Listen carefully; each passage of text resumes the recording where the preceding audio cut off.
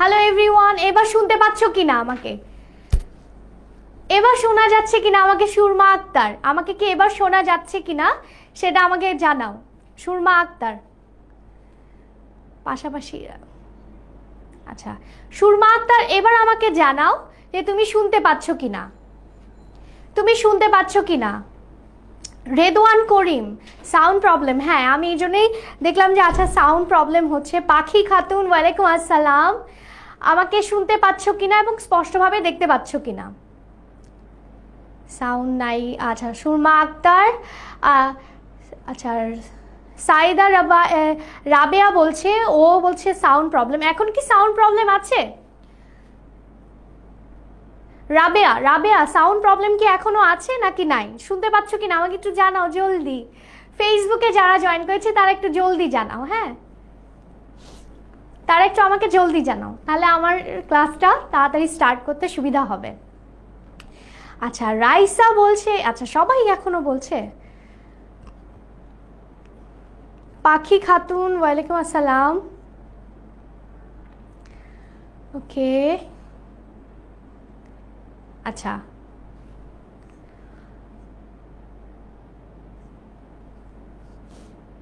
সবাইকে আমাকে দেখতে পাচ্ছ কিনা এটা আমাকে ফেসবুকে, আর যারা যারা ফেসবুকে সবাইকে একটু মেনশন করে দাও, সবাইকে একটু মেনশন করে দাও। আচ্ছা রাজা, রাজা আমাকে অ্যাপ থেকে দেখছো। রাজা কেমন আছো? রাজা, রাজা কোথা থেকে জয়েন করেছো? রাজা সাহা কোথা থেকে জয়েন করেছো? রাজা তুমি ক্লাস ডিসকাশনে একটু জানাও যে তুমি আমাকে স্পষ্টভাবে শুনতে পাচ্ছ কিনা যারা অ্যাপে জয়েন করেছো।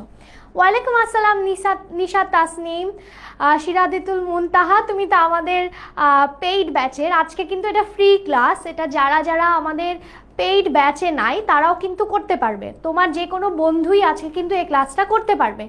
তো যাদের ফেসবুকে কোনো বন্ধু আছে তাদেরকে মেনশন করে দাও, এবং যারা যারা অ্যাপে এক্সপিরিয়েন্স নিতে চাও ক্লাসের, যে আসলে ভর্তি হওনি কিন্তু ক্লাসটা কেমন সেটা এক্সপিরিয়েন্স যদি নিতে চাও তাহলে অ্যাপে জয়েন করে ফেলতে পারো। অ্যাপে কিন্তু ক্লাসটা সম্পূর্ণ ফ্রি। ইসরাত জাহান লামিয়া, হ্যালো ইসরাত। রাজা হচ্ছে টাঙ্গাইল থেকে। আরিয়ান খান হচ্ছে hello hi. Tasfia hi. Zishan join করেছে। সুপ্তি জয়েন করেছে, ওয়ালাইকুম আসসালাম। তারপর পুষ্পিতা ধর জয়েন করেছে। লাবিব জয়েন করেছে, আর রাইসা জয়েন করেছে। আচ্ছা ফেসবুকে কারা জয়েন করেছে তারাও একটু জানাও। তানহাইয়া জয়েন করেছে, সাথে অভিজিৎ দেব। তুর্য জয়েন করেছে, হ্যালো তুর্য। টাঙ্গাইল থেকে রাজা জয়েন করেছে। কারা কোথা থেকে জয়েন করেছে একটু সবাই তাড়াতাড়ি, আমরা 2 মিনিট একটু কথোপকথন শুরু করে তারপর হচ্ছে মানে তোমরা কেমন আছো, কোথা থেকে জয়েন করেছে এটা জানার পরে আমরা হচ্ছে ক্লাসটা শুরু করে দিব। আহনাফ জয়েন করেছে রংপুর থেকে, ভেরি গুড, ওকে। আহনাফ জয়েন করেছে রংপুর থেকে। পুষ্পিতা ধর, হ্যালো।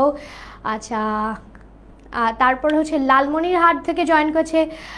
মুন্সিগঞ্জ থেকে জয়েন করেছে রাইসা। রাইসা হচ্ছে মুন্সিগঞ্জ থেকে জয়েন করেছে। রেজওয়ান হাই।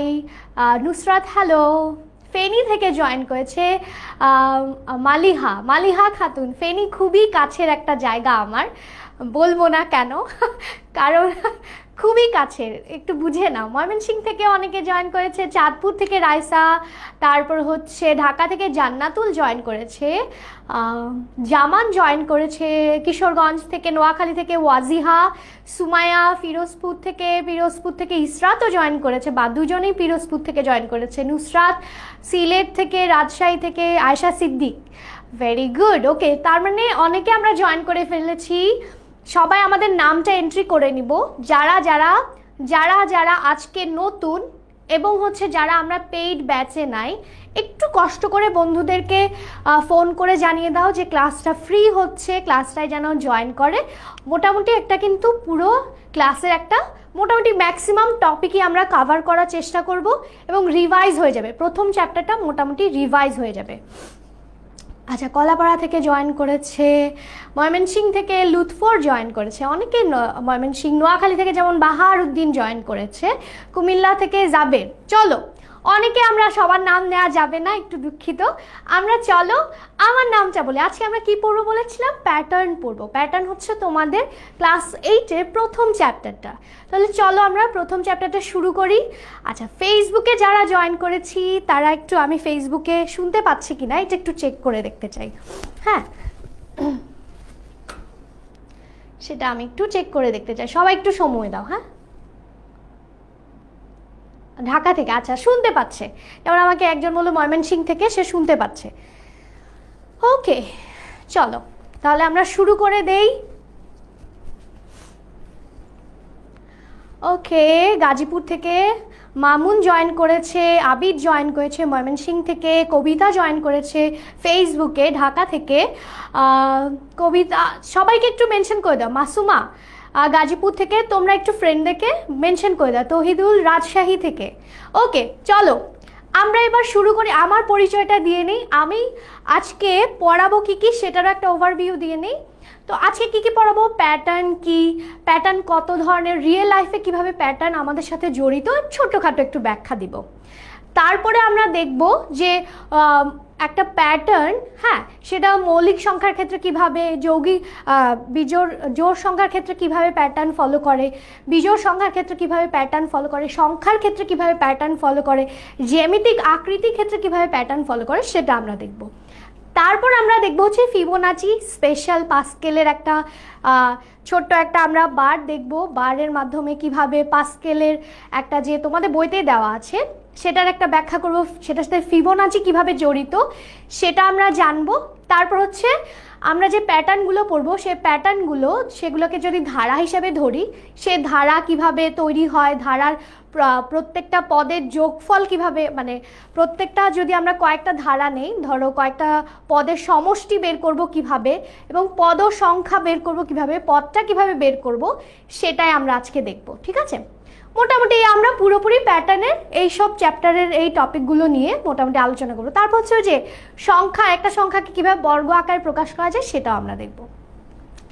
তো চলো, আমি সুস্মিতা মজুমদার তোমাদের সাথে আজকে আমি ফ্রি ক্লাসটা নিব। আমি বর্তমানে এই 10 মিনিট স্কুলে আছি, এটা আমার 4র্থ বছর চলছে। তো আমি মোটামুটি এখানে আছি 3 ইয়ার্স হয়ে গেছে, এই বছরটা আমার 4 নম্বর বছর।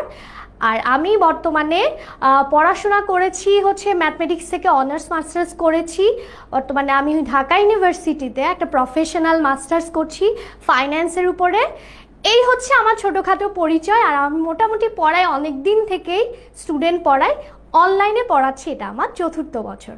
তো সবাইকে ওয়েলকাম করছি আমার ক্লাসে। আশা করি মনোযোগ দিলে তোমার পুরো একটা চ্যাপ্টারের রিভিশন কিন্তু হয়ে যাবে। ঠিক আছে, নোয়াখালী থেকে শাহিনুর। ওকে, চলো, এই যে প্যাটার্ন মানে কি? প্যাটার্ন মানে হচ্ছে মিল। হ্যাঁ, একটা যে কোনো জিনিসের সাথে আরেকটা জিনিসের মিল, হ্যাঁ, গোছানো, বা বলা যায় যে একটা জিনিস খুবই সুন্দরভাবে অ্যারেঞ্জ করা। ঠিক আছে, একটা জিনিস যদি খেয়াল করো, এই যে এখানে দেখতে পাচ্ছ উপরে একটা কি, উপরে একটা ঢেউ, নিচেও একটা ঢেউ, একই ধরনের ঢেউ। এখানে যদি আমি অ্যাড করে দেই এইটা, এখানে যদি আমি অ্যাড করে দিই ক্রস, তাহলে আমাদের কি হয়ে গেল? জিনিসটা এলোমেলো হয়ে গেল। তাহলে আমাদের জিনিসটা কি হয়ে গেল? এটা যে একটা গোছানো ছিল, একটা যে নিয়ম ফলো করছিল, একই ধরনের নিয়ম, সেটা কিন্তু এলোমেলো হয়ে গেল। তাহলে এখানে ক্রস দিয়ে দিলে জিনিসটা আর ভালো লাগছে না দেখতে। আবার এখানে দেখো সবগুলো ক্রস। এখন আমি যদি পরবর্তীতে এখানে কিছু আঁকতে চাই, তাহলে আমাকে কি আঁকতে হবে? আমি যদি বক্স আঁকি, হবে? তাহলে কি এই বক্সটার মধ্যে কি এই বক্স আরেকটা বক্স কি মিল আসবে? মানে এদের মধ্যে কি মিল খাবে? মিল খাবে না নিশ্চয়ই। তার মানে এখানে যদি আমাকে এদেরই মতো আরেকটা জিনিস অ্যাড করতে হয়, তাহলে অবশ্যই আমাকে সেটা ক্রস অ্যাড করতে হবে। অবশ্যই সেটা আমাকে কি অ্যাড করতে হবে?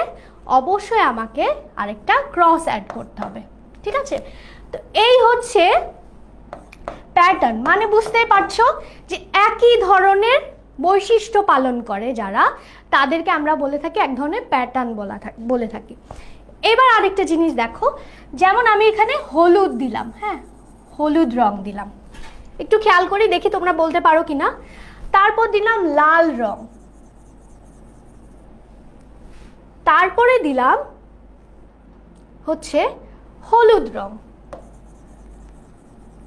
তারপর আবার লাল রং দিলাম। এবার বলো তো এই ঘরে কি হবে, কোন রংটা এই ঘরে হবে? কেউ কি বলতে পারবে? এই ঘরে হলুদ রং, এই ঘরে দিলাম লাল রং, এই ঘরে দিলাম হলুদ রং, এই ঘরে দিলাম লাল রং। এখন এই ঘরটাতে কোন রংটা হবে? এই ঘরটাতে কোন রংটা যাবে একটু আমাকে বলো দেখি। এই ঘরটাতে কি সবুজ রং দিব, না নীল রং দিব, না হলুদ রং দিব? কোন রংটা দিব দেখি বলো। এই ঘরটাতে আমরা কোন রং দিব?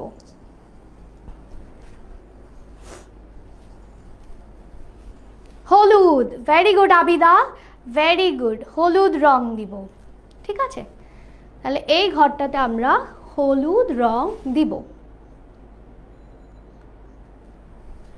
আচ্ছা, ভেরি গুড। কেন কেন হলুদ রং দিব? আচ্ছা, ইকবালও বলছে হলুদ, রাইসা বলছে হলুদ, ভেরি গুড।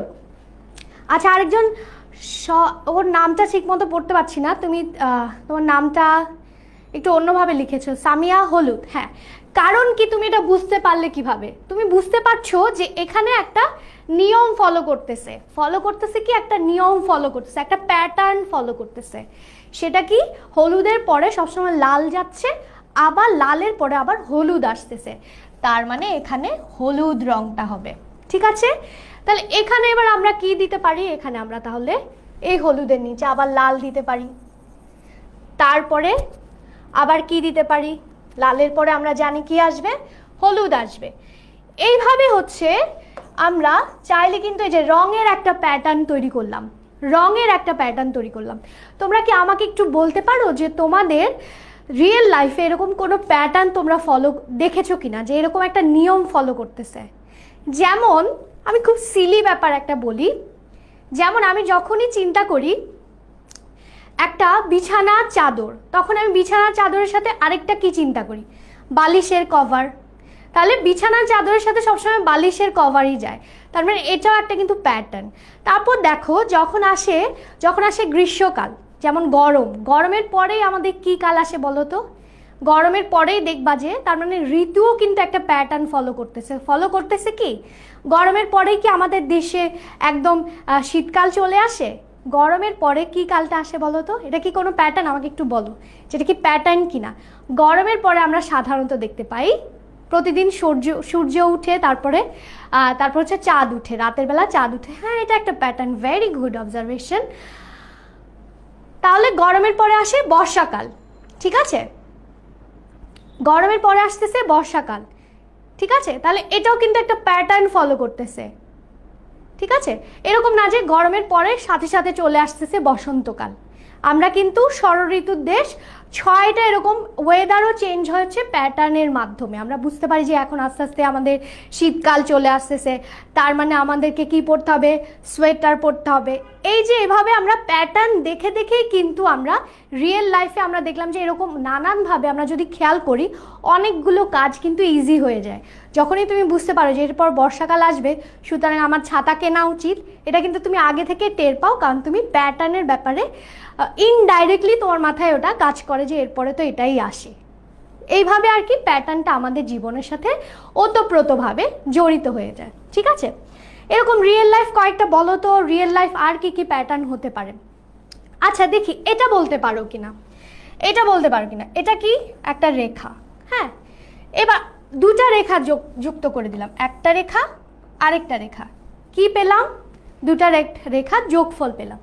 এখন আমি যদি 3টা রেখা যোগ করতে চাই, 1টা 2টা 3টা যোগ করলে কি পেলাম? ত্রিভুজ পেলাম।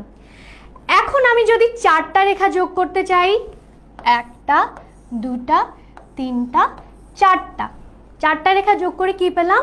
চতুর্ভুজ। তাহলে এবার আমাকে বলো 5টা রেখা যোগ করলে আমি কি পাবো? 5টা রেখা যদি আমি যোগ করি তাহলে আমি কি পাবো? এটা আমাকে বলো।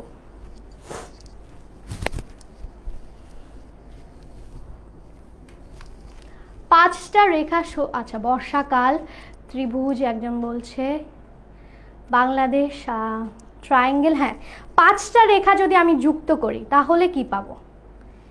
স্কোয়ার 4টা রেখা যোগ করলে, হ্যাঁ তাহলে 5টা রেখা যোগ করলে আমরা কি পাবো?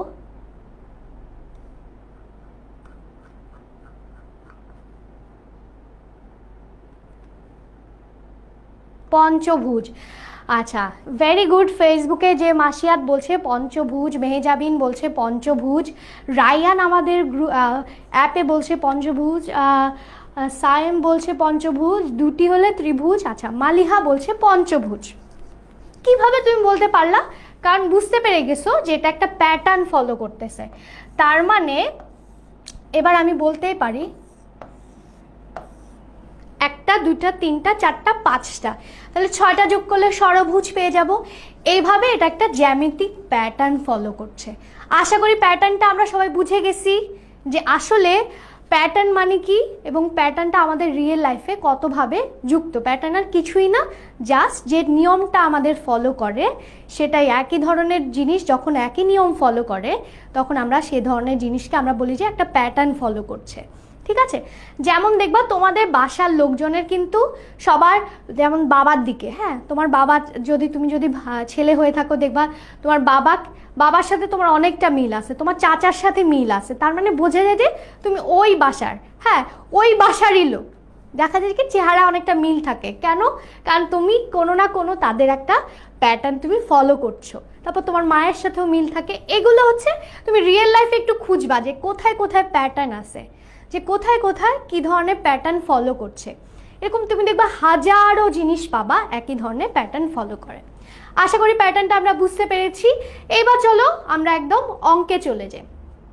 সেটা হচ্ছে মৌলিক সংখ্যা কাকে বলে? আমরা নিশ্চয়ই সবাই জানি মৌলিক সংখ্যা হচ্ছে সেই ধরনের সংখ্যা যাকে এক এবং সেই সংখ্যা ছাড়া অন্য কোনো সংখ্যা দ্বারাই ভাগ করা যায় না, যাকে এক এবং সেই সংখ্যা ছাড়া অন্য কোনো সংখ্যা দ্বারা ভাগ করা যায় না। সব থেকে ছোট মৌলিক সংখ্যাটার নাম কি? নাম বলছি, সব থেকে ছোট মৌলিক সংখ্যাটা কি? সেটা হচ্ছে 2।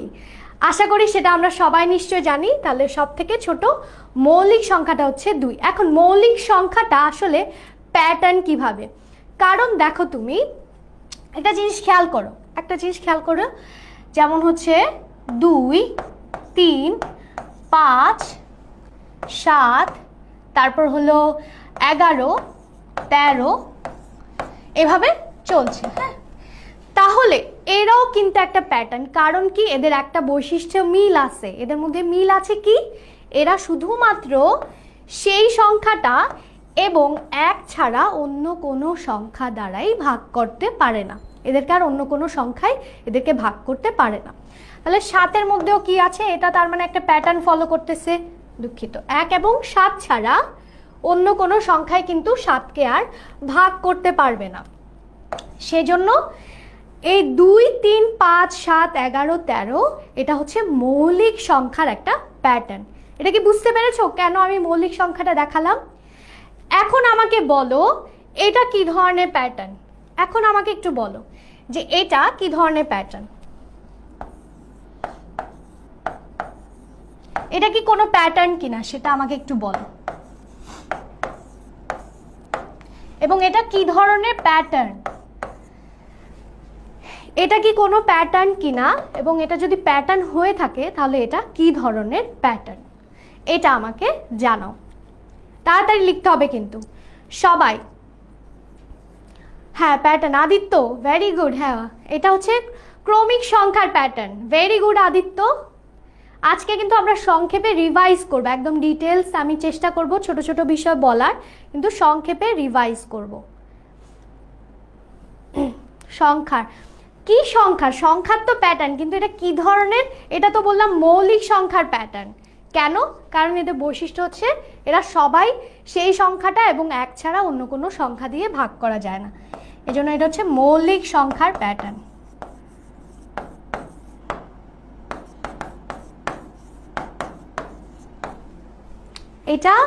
এটা কি ধরনের প্যাটার্ন দেখি কেউ বলতে পারে কিনা। হ্যাঁ এটা একটা প্যাটার্ন, কিন্তু এটা বিজোড় সংখ্যা। Afia very good.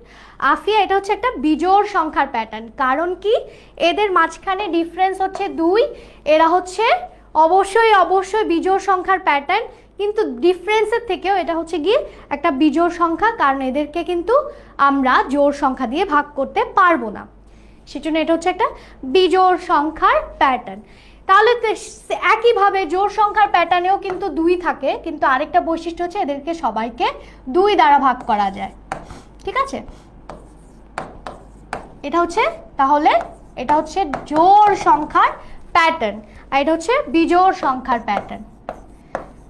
তার মানে দেখতে পাচ্ছ আমরা অঙ্ককে, সংখ্যাকে কিন্তু আমরা নানানভাবে প্যাটার্নের মাধ্যমেও কিন্তু উপস্থাপন করতে পারি, যে এদের মধ্যে একটা যখন বৈশিষ্ট্যের মিল থাকে তখন আমরা ওই ধারা, ওই তালিকাটাকে বা হচ্ছে ওই সংখ্যাগুলোকে একসাথে বলি যে তারাও একটা প্যাটার্ন ফলো করছে।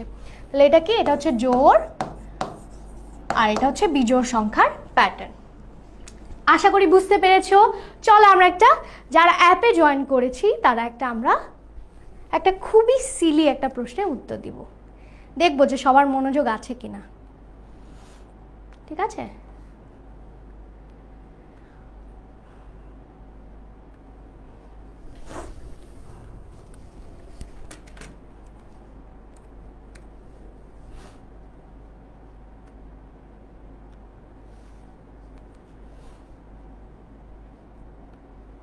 যারা অ্যাপে আছি তারা শুধু এটার উত্তর দিতে পারবো, আর যারা আমরা ফেসবুকে জয়েন করেছি তারাও কিন্তু এটার উত্তর আমরা কমেন্টে দিয়ে দিতে পারবো।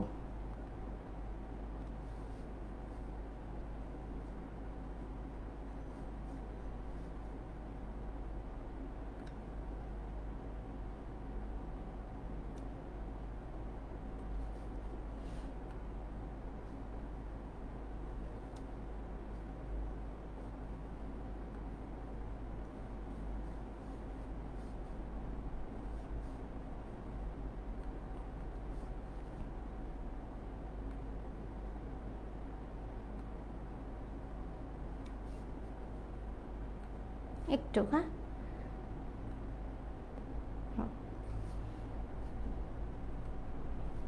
তারা আমরা কিন্তু তানিয়ার উত্তর সঠিক, হ্যাঁ, তার মানে আমাদের অনেকেরই মনোযোগ আছে। সাফানের উত্তর সঠিক, তানিয়ার উত্তর সঠিক, সাফানের উত্তর সঠিক, ভেরি গুড, ওকে। চলো, হ্যাঁ, এবার আমি সবাইকে দেখতে পাচ্ছি, এতক্ষণ দেখতে পাচ্ছিলাম না। ভেরি গুড আকা। আচ্ছা, রাবেয়া উত্তর দিয়ে দিয়েছে যে বি হবে। ঠিক আছে, কারণ কি আমরা জানি গুণনীয়ক হচ্ছে আসলে ওই সংখ্যাটাকে কি কি সংখ্যা দিয়ে ভাগ করা যায় তাদেরকে আমরা বলি, সেই সংখ্যাগুলোকে আমরা বলি গুণনীয়ক। তাহলে মৌলিক সংখ্যা তো আমরা অলরেডি বলেছি যে শুধুমাত্র 2টি সংখ্যা দিয়ে ভাগ করা যায়, সেই সংখ্যাটা এবং হচ্ছে 1, তার মানে 2টি সংখ্যা দিয়ে যে কোনো মৌলিক সংখ্যাকে ভাগ করা যায়, তাহলে মৌলিক সংখ্যার গুণনীয়ক হচ্ছে 2টি। এবার আমাকে বলো যেটা সপ্তম পদ, এখন একটা খেয়াল করো, পদ মানে বোঝাচ্ছে এটা হচ্ছে কি প্রথম পদ, মানে প্রথম সংখ্যাটাকে বলা হচ্ছে প্রথম পদ, এটাকে বলা হচ্ছে দ্বিতীয় পদ, এটাকে বলা হচ্ছে তৃতীয় পদ। এখন আমরা আগে এটাকে খেয়াল করব যে এটার মধ্যে সপ্তম পদটা কিভাবে বের করব, দেখি কেউ জানলে সেটা আমরা একটু উত্তর দিয়ে ফেলি। ঠিক আছে, তাহলে এটা হচ্ছে প্রথম পদ, দ্বিতীয় পদ, তৃতীয় পদ, চতুর্থ পদের পরে অবশ্যই একটা পঞ্চম পদ আছে, তারপর একটা ষষ্ঠ পদ আছে, তারপর সপ্তম পদ আছে। ঠিক আছে, তাহলে এখানে আমরা বের করব কিভাবে, আমরা আগে দেখব যে এদের মধ্যে কোনো মিল আছে কিনা। তাহলে আমরা দেখতে পাচ্ছি যে 1, এদের মধ্যে 1 আছে, তারপর আছে 2, তারপরে আছে হচ্ছে 5, 6, 7, তারপর আছে 2। আচ্ছা, তাহলে আমরা দেখতে পাচ্ছি যে এটা মূলত একটা প্যাটার্ন ফলো করছে, তাই না? আই থিঙ্ক এই প্রশ্নটাতে ভুল আছে একটু। হ্যাঁ, এটা প্রথমটা 1 হওয়ার কথা। হ্যাঁ,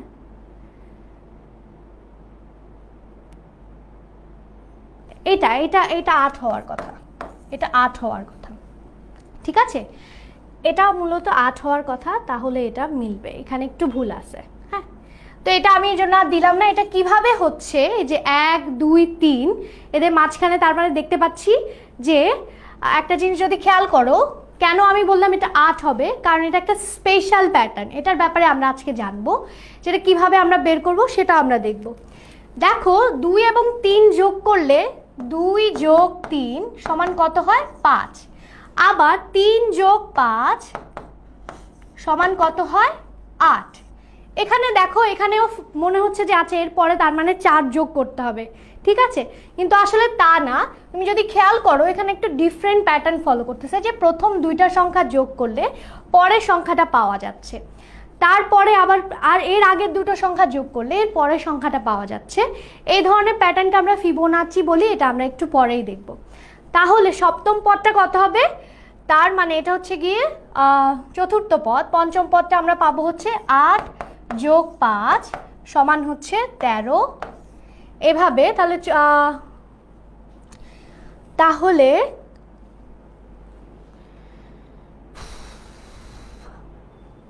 13, তারপর পেলাম হচ্ছে 13 যোগ 8 সমান পাচ্ছি হচ্ছে,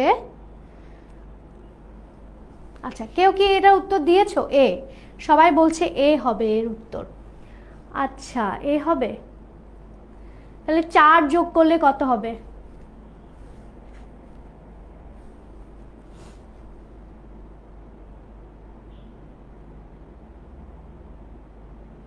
4 যোগ করলে সবাই বলছে 13 হবে, উত্তরটা হবে 13।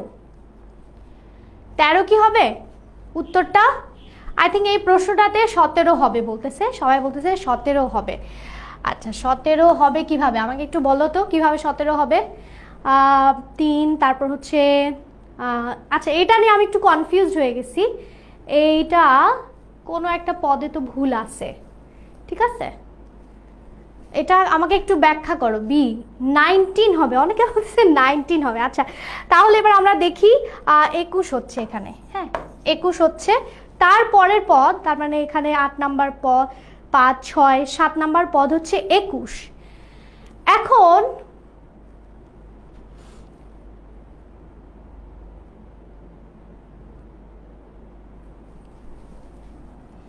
এটা যদি ফিবোনাচি হয় তাহলে এবার দেখো যে 5 আর 2 আর 3 যোগ করলে কত হচ্ছে? 4। হ্যাঁ 2 আর 3 যোগ করলে হচ্ছে 4। তাহলে এবার 8-এর সাথে যদি 4 যোগ করি কত হয়? 12 হয়, 12 হয়। হ্যাঁ এটা নিয়ে আমি আসলে কনফিউজড হয়ে গেছি, ঠিক আছে। তারপরে 4 আর 3 কত হবে? 7। 4 আর 3 হবে 7।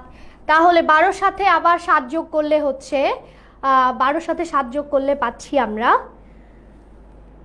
19, তাই না? তাহলে এটা হচ্ছে ষষ্ঠ পদ। ষষ্ঠ পদের সাথে এবার আমরা যদি 12-র সাথে 7 যোগ করে পাচ্ছি, তারপর 7-এর সাথে আবার 4 যোগ করলে পাচ্ছি 11, এভাবে করে। আচ্ছা এই অঙ্কটা একটু ভুল আছে, আমি এটা দেখছি, দাঁড়াও এটা আমি সমাধান করে দিচ্ছি। আচ্ছা এটা আগে চলে আসছে, কোনো কারণে ভুল অঙ্কটা চলে আসছে, এই জন্য আমি এটা দেখাতে চাই না। 34 হবে। হ্যাঁ ফিবোনাচি সিরিজ পালন করলে সেটা উত্তর হয়তো বা 34 হতে পারে, এটা আমি দেখে নিব, ঠিক আছে। এটা কোনো কারণে মিস একটা ব্যাপার হয়ে গেছে। আচ্ছা ঠিক আছে, চলো আমরা এটা একটা জিনিস দেখতে পাচ্ছি, একটু আগে মৌলিক সংখ্যা পড়ছিলাম, হ্যাঁ যে মৌলিক সংখ্যাটা কি। তো মৌলিক সংখ্যাটা বের করার একটা খুবই সোজা একটা পদ্ধতি বের করেছেন আমাদের, এটা গ্রিসের বলা যায়। তিনি মূলত গ্রিসে বলতে বোঝাচ্ছে যে তিনি ছিলেন আফ্রিকায়, সেটার নাম কি? ইরাটোস্থিনিস, ঠিক আছে, ইরাটোস্থিনিস। খুবই কঠিন নাম, কারণ তখন খুবই কঠিন কঠিন নাম ব্যবহার করা হতো। তো ইরাটোস্থিনিস হচ্ছেন একজন গ্রিসের নাগরিক, কিন্তু ছিলেন কিন্তু আফ্রিকায়, কারণ ওই জায়গাটা তখন গ্রিসের দখলে ছিল। তো ওনাকে বলা হলো যে আপনি যেহেতু এত বড় জ্ঞানী, আপনি যেহেতু বিশাল গণিতবিদ, তাকে সেকেন্ড গণিতবিদ তৎকালীন সময় বলা হতো, যে সে খুবই মারাত্মক জ্ঞানী ছিলেন। তো তাকে বলা হলো যে পৃথিবীর আপনি পরিধিটা বের করেন। সে কিন্তু পৃথিবীর পরিধি খুবই অ্যাকুরেটভাবে নির্ণয় করে। তো তিনি সেই কারণে একবার জানা যান। আরেকটা হচ্ছে মৌলিক সংখ্যা নির্ণয় করার জন্য তিনি খুবই পরিচিত, ঠিক আছে। তো মৌলিক সংখ্যা কিভাবে নির্ণয় করার জন্য তিনি পরিচিত হলেন সেটা আমরা দেখব, যে খুব সহজে তিনি কি করলেন? মৌলিক সংখ্যা বের করার জন্য একটা ইরাটোস্থিনিস ছাঁকনি ব্যবহার করলেন। সেটা কিভাবে? প্রথমে তুমি একটু যদি খেয়াল করো 1 থেকে 100 পর্যন্ত লিখে ফেলেছে। তুমি চাইলে এটা 1000 পর্যন্ত লিখতে পারো। আমি জাস্ট 1 থেকে 100 পর্যন্ত কিভাবে বের করবে সেটা দেখাচ্ছি। তাহলে কি করতে হবে, প্রথমে 1 থেকে 100 পর্যন্ত আমরা লিখব। লেখার পরে আমরা জানি যে 1 হচ্ছে বেচারা ওকে না ধরা হয় হচ্ছে মানে ওকে মৌলিক সংখ্যাও ধরা হয় না, যৌগিক সংখ্যাও ধরা হয় না, ঠিক আছে। তো 1কে মোটামুটি আমরা মৌলিক সংখ্যা থেকে বাদ দিয়েছি কেন, কারণ 1 হচ্ছে শুধুমাত্র 1 দ্বারাই ভাগ করা যায় এবং 1-এর আরেকটা সংখ্যা, কারণ আমরা কি বলেছি যে কোনো সংখ্যাকে 2টি সংখ্যা দিয়ে ভাগ করতে হবে। তো 1-এর ক্ষেত্রে এই নিয়মটা ফলো করে না দেখে বেচারা 1কে আমরা বাদ দিয়ে দিছি। তো 1 তো প্রথমে বাদ। এবার দেখি 2 প্রথম, তাহলে কি প্রথম মৌলিক সংখ্যা হচ্ছে 2। এবার আমাদের কাজ কি, 1 থেকে 100 পর্যন্ত আমরা যেই সংখ্যাগুলো আছে জোড় 2 দিয়ে ভাগ করা যায়, খেয়াল করো একটু, ইরাটোস্থিনিসের এই চাকরিটা খুবই জরুরি। তুমি যদি যে কোনো মুহূর্তে তুমি যদি ধরো ভুলে গেছো যে আচ্ছা এখান থেকে এত পর্যন্ত কিভাবে আমি বের করব, 1 থেকে 100 পর্যন্ত আমাকে মৌলিক সংখ্যাগুলো কিভাবে আমি বের করব, তখন কি তুমি বারবার ভাগ করে প্রতিটা সংখ্যা দেখবা, তখন এটা নিয়ম শিখে নিলে খুব তাড়াতাড়ি পারবা। এবার দেখো 2 হচ্ছে কি জোড় সংখ্যা, তাহলে জোড় সংখ্যা যেগুলো আছে তাদেরকে অবশ্যই 2 দিয়ে ভাগ করা যাবে। একটু আগে বলেছি 4কে ভাগ করা যাবে, 6কে ভাগ করা যাবে, 8কে ভাগ করা যাবে, দুঃখিত 9 না, 8কে ভাগ করা যাবে। খেয়াল করো এখানে কিন্তু একটা প্যাটার্ন ফলো করবে। তারপর 12কে ভাগ করা যাবে, 14কে ভাগ করা যাবে, 16কে ভাগ করা যাবে, 18কে ভাগ করা যাবে।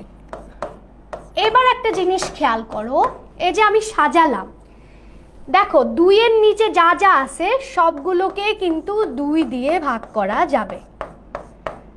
তারপর একটা ঘর স্কিপ করে যেগুলো হচ্ছে বিজোড় সংখ্যা, আবার জোড় সংখ্যা পাচ্ছি, সেগুলোকেও কিন্তু 2 দিয়ে ভাগ করা যাবে। তাহলে সেগুলো বাদ দিয়ে দিলাম প্রথম ধাপে। তাহলে যা যা আছে 2 দিয়ে ভাগ করা যায় সবগুলোকে বাদ দিয়ে দিলাম।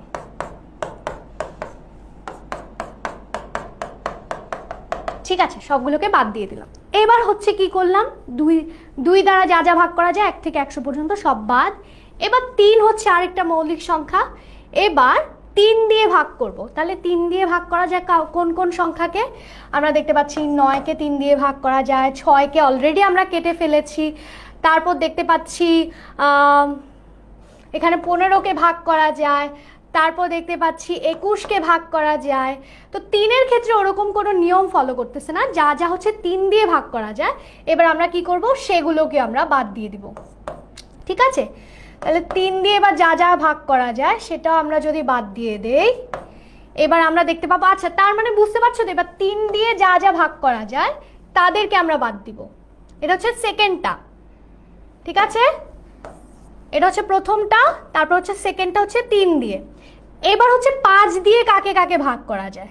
ঠিক আছে, 5 দিয়ে ভাগ করা যায়, আমরা জানি যেসব সংখ্যার শেষে 5 থাকে এবং 0 থাকে তাদেরকে হচ্ছে আমরা 5 দিয়ে ভাগ করতে পারি।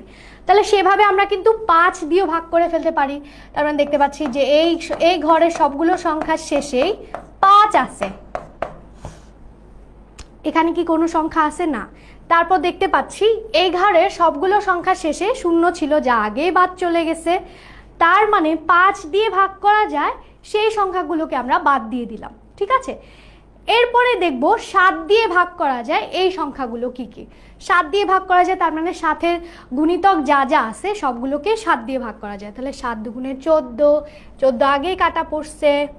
তারপর দেখি, তারপর হচ্ছে 21, 21ও কাটা পড়ে গেছে। তারপরে 7 28, তারপর হচ্ছে যা যা আছে তুমি মানে গুনে গুনে দেখবা যে ঠিক আছে কি কি আছে, কাটা পড়তেছে কিনা। এই যে 39 কাটা পড়ে গেছে। তারপর হচ্ছে এটাকে হচ্ছে যে কাটা পড়ে গেছে, এটা 3 দিয়ে ভাগ করা যেত 51কে, হ্যাঁ।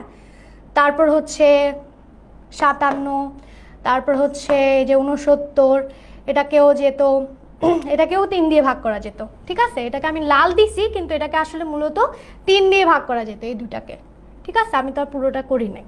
তো এইভাবে হচ্ছে এবার 7-এর সংখ্যাগুলো, যেই সংখ্যাগুলো হচ্ছে 7 দিয়ে ভাগ করা যায় সেই সংখ্যাগুলো আমরা যখনই বাদ দিব, যা যা বাকি থাকবে সেই সংখ্যাগুলোই হবে আমাদের মৌলিক সংখ্যা। তাহলে আমরা দেখতে পাচ্ছি এখানে কি কি সংখ্যা বাকি আছে, 11 বাকি আছে, 13 বাকি আছে, 17 বাকি আছে, 19, 29, 23, 37, 31, 41, 47, 61, 67, 69, 79, 71, 89, তারপর আছে 83, 73, এই সবগুলো সংখ্যা হচ্ছে, লাস্ট হচ্ছে 97, এই সংখ্যাগুলোই হচ্ছে 1 থেকে 100-র মধ্যে মৌলিক সংখ্যা। তো কিভাবে আমরা বের করলাম? 1 বাদ দিয়ে 2 দিয়ে যা যা ভাগ করা যায় সেগুলোকে বাদ দিলাম, 3 দিয়ে যে যে সংখ্যাগুলোকে ভাগ করা যায় কিংবা যে যে সংখ্যাগুলো 3-এর গুণিতক তাদেরকে বাদ দিলাম, তারপরে 4 তো অলরেডি বাদ চলে গেছে, 5 হচ্ছে মৌলিক সংখ্যা, 5 দিয়ে যে যে সংখ্যাগুলোকে ভাগ করা যায় সেগুলোকে বাদ দিলাম, তারপর 7 দিয়ে যে যে সংখ্যাগুলোকে ভাগ করা যায় সেগুলো বাদ দিলে তুমি পেয়ে যাবে 1 থেকে 100-এর মধ্যে মৌলিক সংখ্যাগুলো। ক্লিয়ার? সবাই কি ক্লিয়ার? সবাই ক্লিয়ার কিনা? সবাই ক্লিয়ার হলে আবারও আমি একটা সিলি প্রশ্ন দিলাম যে এতক্ষণ মনোযোগ ছিল কিনা সেটা দেখার জন্য, ঠিক আছে? যে তোমরা মনোযোগ দিয়েছো কিনা সেটা আমরা এবার চেক করব, যে আসলে আমরা মনোযোগ দিচ্ছিলাম কিনা।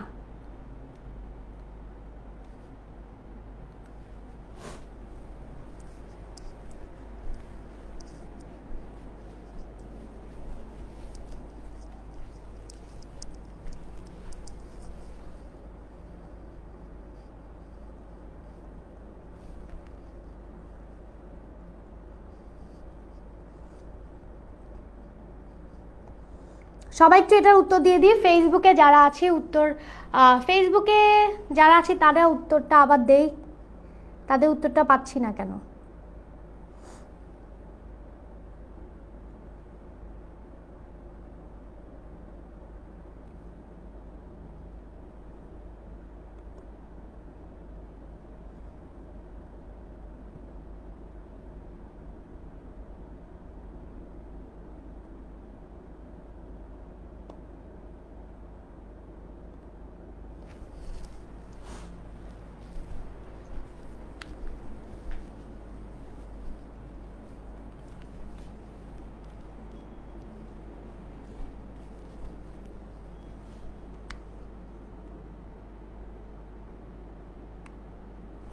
মৌলিক সংখ্যা, ভেরি গুড। যারা যারা উত্তর দিয়েছি মৌলিক সংখ্যা তাদের উত্তরটা হচ্ছে সঠিক, কারণ আমরা তার মানে মনোযোগ দিচ্ছি। আচ্ছা, তাহলে মনোযোগ দিলে সব থেকে কম মনোযোগী স্টুডেন্ট হচ্ছি আমি, ঠিক আছে?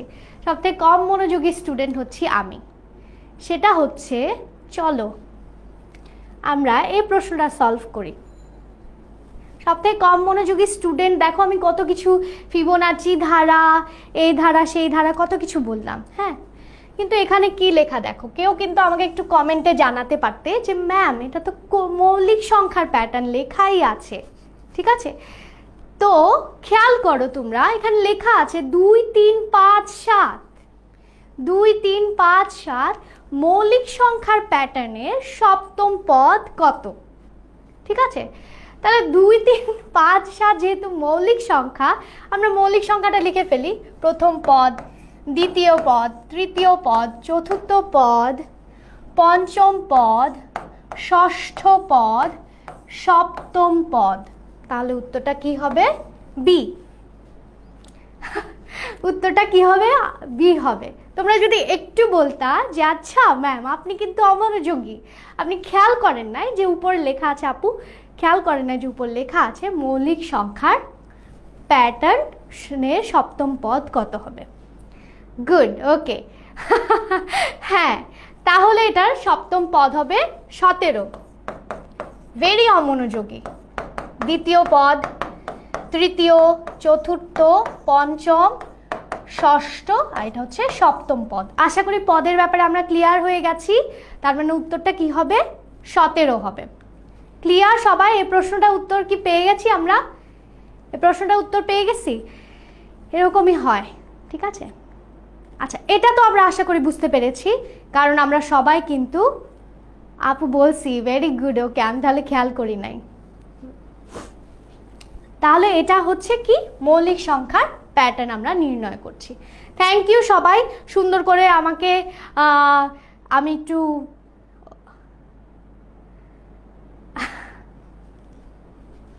ওকে 13 হওয়ার কথা না, 13কে শুধুমাত্র 13 এবং 1 দিয়েই ভাগ করা যায়, ঠিক আছে? 13কে অন্য কোনো সংখ্যা দিয়ে ভাগ করা যায় না। হ্যাঁ, আমারও মিস হয়ে যায়, এরকমই হয়। ম্যাথ করতে গেলে খুব ধৈর্য সহকারে প্রশ্নটা ভালো করে পড়তে হয়, ঠিক আছে? প্রশ্নটা ভালো করে পড়া হয়নি, যার জন্য আমার উত্তরটা আমি ফিবোনাচিতে চলে গেছি। আচ্ছা, যাই হোক, এবার আমরা দেখি এটা কি। এটা হচ্ছে পাস্কেলের ত্রিভুজ। হ্যাঁ, পাস্কেল উনিও খুবই ইম্পর্টেন্ট এবং সেও খুবই মানে বিশেষ একজন গণিতবিদ। সে হচ্ছে একটা ত্রিভুজ, এমন একটা গণিতকে এমনভাবে এমন প্যাটার্নে সাজান, একটা ত্রিভুজ তৈরি করেন যেটার অনেকগুলো বৈশিষ্ট্য আছে। এটা তোমাদের বইতে আছে। প্রথম বৈশিষ্ট্যটা হলো, খেয়াল করো, এর পাশে আমরা ইনভিজিবল একটা শূন্য নিব, খেয়াল করো সবাই, এর দুই পাশে আমরা একটা ইনভিজিবল শূন্য নিব। তাহলে কি হবে আমাদের? তাহলে হচ্ছে আমাদের অঙ্কটা করতে সুবিধা হবে, মানে এটা বুঝতে সুবিধা হবে।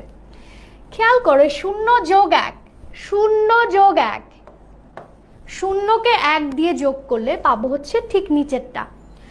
আবার এই 1 এবং এই 0 যোগ করলে পাবো হচ্ছে এর নিচেরটা। এর বৈশিষ্ট্যটাই এটা। এবার এই 1-এর পাশেও যদি ইনভিজিবল আমরা 0 নেই, তাহলে কত পাবো? 0 যোগ 1, 0 যোগ 1, 1, 1 যোগ 1, দেখো ঠিক নিচেরটা, দুইটার মাঝখানে যে সংখ্যাটা সেটা পাবো। আবার 1 যোগ 0 পাবো হচ্ছে এর নিচেরটা। বুঝতে পারছো তো? এটা প্রথম বৈশিষ্ট্য হচ্ছে এটা অনেকগুলো বৈশিষ্ট্য আছে। তারপর হচ্ছে আবার এটা পাশে ইনভিজিবল 0 নেই, তাহলে আমাদের সুবিধা হবে। এবার আবার 0 যোগ 1 করলে কত পাচ্ছি? এর নিচেরটা, ঠিক এর নিচেরটা। আর 1 যোগ 2 করলে পাচ্ছি এর মাঝখানে যেটা আছে 3 সেটা। 2 যোগ 1 করলে পাচ্ছি এর মাঝখানে যেটা আছে 3 সেটা। এবার তাহলে যদি বুঝতেই পারো নিয়মটা, তাহলে বলো তো এখানে কত হবে? ঠিক আছে, এখানে কত হবে?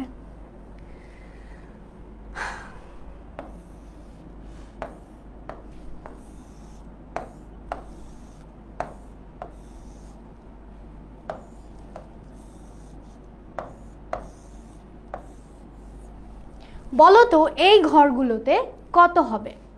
ঠিক আছে, রুদ্র, তারপর হচ্ছে ভেরি ইজি, মালিহা বলছে very easy, very good Maliha, তার মানে তুমি পড়েছো, যার জন্যে। নুসরাত বলছে এটা ওদের স্যার পড়িয়েছে, তার মানে তো নুসরাত এটা পারবেই। এই ঘরে তাহলে কত হবে বুঝতে পারছো তো? এই 0 যোগ 1 করলে, আবার এখানে যদি একটা 0 করতাম, তাহলে 0 যোগ 1 করলে পাইতাম এটা। 1 যোগ 3 করলে পাচ্ছি 4, 3 যোগ 3 করলে পাচ্ছি এই ঘরের 6, 3 যোগ 1 করলে পাচ্ছি এই ঘরের 4। তাহলে এখানে প্রথম সংখ্যাটা কি হবে? 1 হবে প্রথম সংখ্যা। ভেরি গুড, সবসময় মনে রাখবে এর সবগুলোর প্রথম সংখ্যা এবং শেষের সংখ্যা হবে 1। পুরোটা বলতে, আচ্ছা সাইফ বলে ফেলেছে, তো তৌফিক বলে ফেলেছে, ভেরি গুড। ফারহান বলে ফেলেছে, তাহমিদ বলতেছে ভেরি ইজি, ফারহান নাফিস বলে ফেলেছে। আচ্ছা, ফেসবুকে আমরা কারা কারা বলছি তাদেরটা একটু দেখি। ফেসবুকে আমরা কারা কারা বলছি তাদেরটা একটু দেখি। ফেসবুকে যেমন হচ্ছে মাসিহাত বলে ফেলেছে, রাইসা বলে ফেলেছে, উম্মি বলে ফেলেছে, তারপর হচ্ছে ফাতিমা বলে ফেলেছে। Very good, very good. তার মানে 1, 5, আমি কিন্তু তোমাদেরটা দেখে লিখতেছি, 10, 10, তারপর হচ্ছে কত? 5, তারপর হচ্ছে 1, তারপর হচ্ছে 1। এটা হচ্ছে তাহলে কি এটার প্রথম বৈশিষ্ট্য। সেকেন্ড বৈশিষ্ট্য হচ্ছে এর সবগুলো শেষেরগুলো থাকবে হচ্ছে 1 এবং 1, ঠিক আছে। থার্ড বৈশিষ্ট্য হচ্ছে, এটা কি আমরা সবাই বুঝতে পেরেছি যে কিভাবে আমরা নিচেরটা বের করলাম? বলতেছে বুঝি না একজন। খেয়াল করো, আবার আমি বলেছি, খেয়াল করো, এখানে একটা 0 ধরলাম, তাহলে এই 0 এবং এই 0 যোগ, এই 0 এবং 1 যোগ করলে, 0 যোগ 1 যোগ করলে আমরা পাবো ঠিক নিচেরটা। তাড়াতাড়ি করে বুঝে নি একটু, হ্যাঁ, ঠিক নিচেরটা। 1 যোগ 4 করলে আমরা কোনটা পাবো? 1 যোগ 4 করলে আমরা পাবো হচ্ছে এই 5। 1 এবং 4 যোগ করলে আমরা পাবো হচ্ছে এই ঘরের 5। 5, 4 এবং 6 যোগ করলে আমরা পাবো হচ্ছে এই ঘরের 10। দেখো ঠিক মাঝখানে দেওয়া কিন্তু। তারপর 6 এবং 4 যোগ করলে আমরা পাবো 10 এবং 4 এবং 1 যোগ করলে পাবো 5। এভাবে করে আমরা হচ্ছে পাস্কেলের ত্রিভুজটা বানাতে পারি। এটা আনলিমিটেড, এটা তুমি শেষ করতে পারবা না যেহেতু সংখ্যার শেষ নাই। তো এভাবে তুমি এভাবে পাস্কেলের এই ত্রিভুজটা তুমি বানাতে পারো। এখন এটার মধ্যে বৈশিষ্ট্য প্রথম কি বলেছি, যে এটার সবগুলো থাকবে হচ্ছে শেষের ঘর এবং প্রথম সংখ্যা এবং শেষের সংখ্যা সবগুলো থাকবে হচ্ছে 1। তারপর এদেরকে যে যোগ করলে নিচেরটা পাওয়া যাবে, ঠিক নিচেরটা পাওয়া যাবে। আরেকটা বৈশিষ্ট্য হচ্ছে গিয়ে খেয়াল করো, আরেকটা বৈশিষ্ট্য হচ্ছে এদেরকে 2 এর, তোমরা কি সূচক পড়েছো নিশ্চয়, 2 এর সূচক আকারে দেখা যায়। আমার 2 × 0 করলে পাবা হচ্ছে 1। তারপর এটাকে দেখো 1 যোগ 1 কত হয়? 2। 1 যোগ 1 যোগ 1 কত হয়? 2। এটাকে 2 এর সূচক আকারে লেখা যায়। তারপরে 1 যোগ 2 যোগ 1 করলে হয় 4, 2 স্কোয়ার। তারপর হচ্ছে এটাকে করলে পাবা হচ্ছে 2 কিউব, এটাকে যোগ করলে পাবা হচ্ছে 2 টু দি পাওয়ার 4। এভাবে করে 2 এর সূচক আকারে এর রোগুলোকে যোগ করলে পাওয়া যায়। এটা হচ্ছে আরেকটা বৈশিষ্ট্য। আরেকটা বৈশিষ্ট্য হচ্ছে এটাকে 11 এরও সূচক আকারে লেখা যায়। যেমন এটা হচ্ছে দেখো 11 টু দি পাওয়ার 0। তারপরে এটাকে 121, 11 × 11 সমান হচ্ছে 121। তারপর 11 × 11 × 11 করলে পাবা হচ্ছে 100। এই যে 1 3 3 1 পাবা, 1 3 3 1। তো এটা হচ্ছে আরেকটা বৈশিষ্ট্য। মূলত গুরুত্বপূর্ণ বৈশিষ্ট্যটা হচ্ছে এটা ফিবোনাচ্চিকেও কমপ্লিমেন্ট করে, মানে ফিবোনাচ্চিরও যে রুলসটা আছে সেটাও কিন্তু এ ফলো করে। কিভাবে? সেটা হচ্ছে কোনাকুনি তুমি যদি করো তাহলে কি পাবো আমরা? 1 পাবো। তারপর হচ্ছে এই কোণা এবং এই কোণা মানে ডায়াগোনালি যদি করো আবার 1 পাবো। এই কোণা এবং এই কোণা যোগ করলে আমরা কত পাবো? 2 পাবো। তারপর এই কোণা এবং এই কোণা যোগ করলে আমরা কত পাবো? এই যে 1 এ 2 যোগ করলে কত পাবো? 3 পাবো।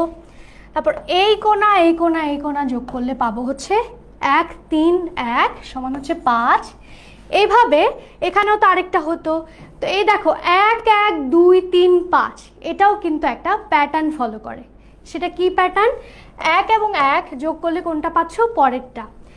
1 এবং 2 যোগ করলে কোনটা পাচ্ছ? এর পরেরটা। 2 এবং 3 যোগ করলে কোনটা পাচ্ছ? এর পরেরটা। এই যে প্রথম দুটা সংখ্যা যোগ করার পরে যে পরের সংখ্যাটা পাওয়া যায়, এই ধরনের প্যাটার্নকে বলা হয় ফিবোনাচ্চি ধারা। ঠিক আছে, এই ধরনের প্যাটার্নকে বলা হচ্ছে ফিবোনাচ্চি ধারা। যখন তুমি এটাকেও যখন যোগ করতা তখন পেয়ে যায় তা হচ্ছে 8। ঠিক আছে, এখানে একটা 1 থাকতো, 1 4 3, এভাবে যদি এখানে একটা 1 আসতো, এই 1 4 3 যোগ করলে পেয়ে যায় তা হচ্ছে 8। তার মানে এটাকে যদি তুমি ডায়াগোনালি যদি যোগ করতে থাকো তখন তুমি পেয়ে যাবা হচ্ছে ফিবোনাচ্চি। ঠিক আছে, তো পাস্কেলের সাথে এই জন্য ফিবোনাচ্চিটা খুবই ওতপ্রোতভাবে জড়িত। আর তোমাদের ফিবোনাচ্চি কিন্তু এই ক্লাসে আছে এবং ক্লাস 9-এ গেলে দেখতে পাবা যে বিশাল বিস্তারিতভাবে এর আলোচনা আছে। এবং ফিবোনাচ্চিও খুবই ইটালিয়ান একজন গণিতবিদ, সেও কিন্তু খুবই ইম্পর্টেন্ট, সেও হচ্ছে খুবই গুরুত্বপূর্ণ একজন গণিতবিদ। তারটা এই যে বলে দিলাম, তার যে প্যাটার্ন সেটা কিন্তু আমরা রিয়েল লাইফে অনেক এক্সাম্পল আছে।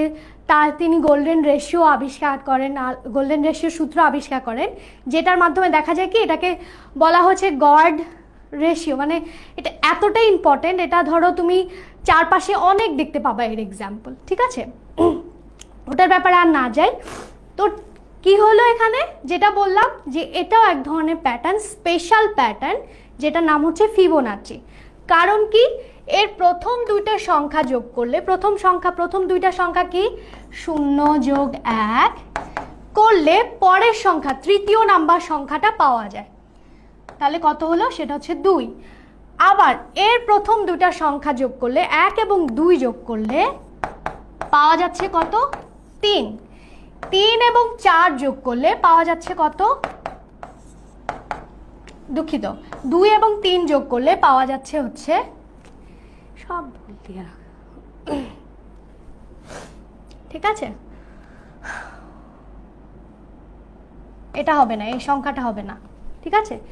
2 এবং 3 যোগ করলে পাওয়া যাচ্ছে হচ্ছে 2 এবং 3 যোগ করলে পাওয়া যাচ্ছে হচ্ছে 5, এবং 3 এবং 5 যোগ করলে পাওয়া যাচ্ছে হচ্ছে 8, 5 এবং 8 যোগ করলে পাওয়া যাচ্ছে, এটাও হবে না, হ্যাঁ,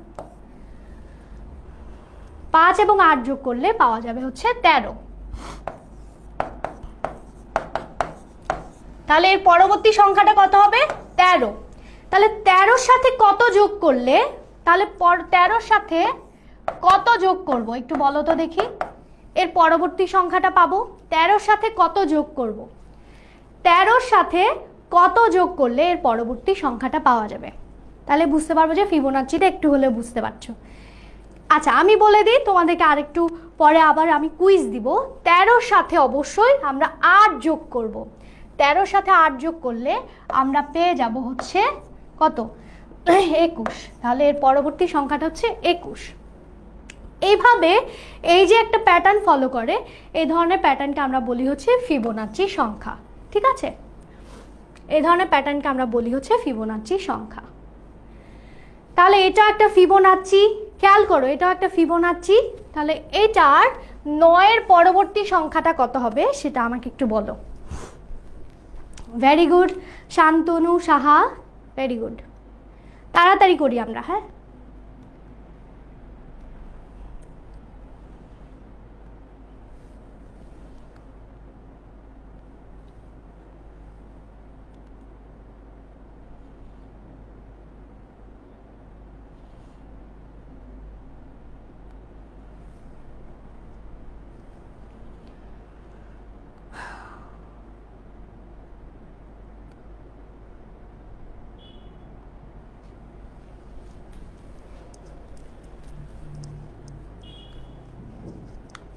এটা ফিবোনাচি না, এটা হচ্ছে ফিবোনাচি না, দুঃখিত, এটা ফিবোনাচি না, হ্যাঁ,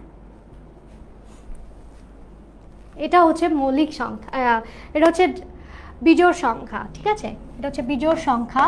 তাহলে এটা হবে কত? এটা হবে আমাদের 11। আশা করি এটা বুঝতে পেরেছো, আশা করি বুঝতে পেরেছো। আচ্ছা চলো আমি একটু তাও হচ্ছে ফিবোনাচিটা নিয়ে আমি আরেকটু কথা বলতে চাই, ফিবোনাচি নিয়ে, হ্যাঁ, এটা হচ্ছে আমাদের বিজোড় সংখ্যার প্যাটার্ন। তাহলে আমি যদি এরকম আঁকি, একটু খেয়াল করো ফিবোনাচিটা, আমি তাহলে বুঝতে পারবো যে বুঝতে পারছো কিনা। হ্যাঁ তোমরা এটার উত্তর দিবা, ঠিক আছে।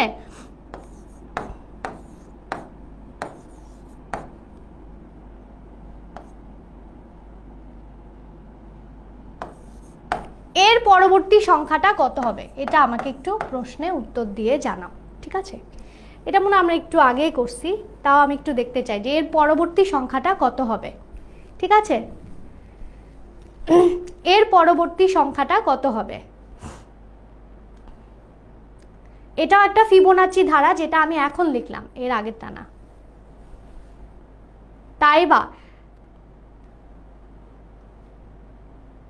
এটার উত্তর কত হবে? ফেসবুকে যারা আছো তারা একটু উত্তর দাও।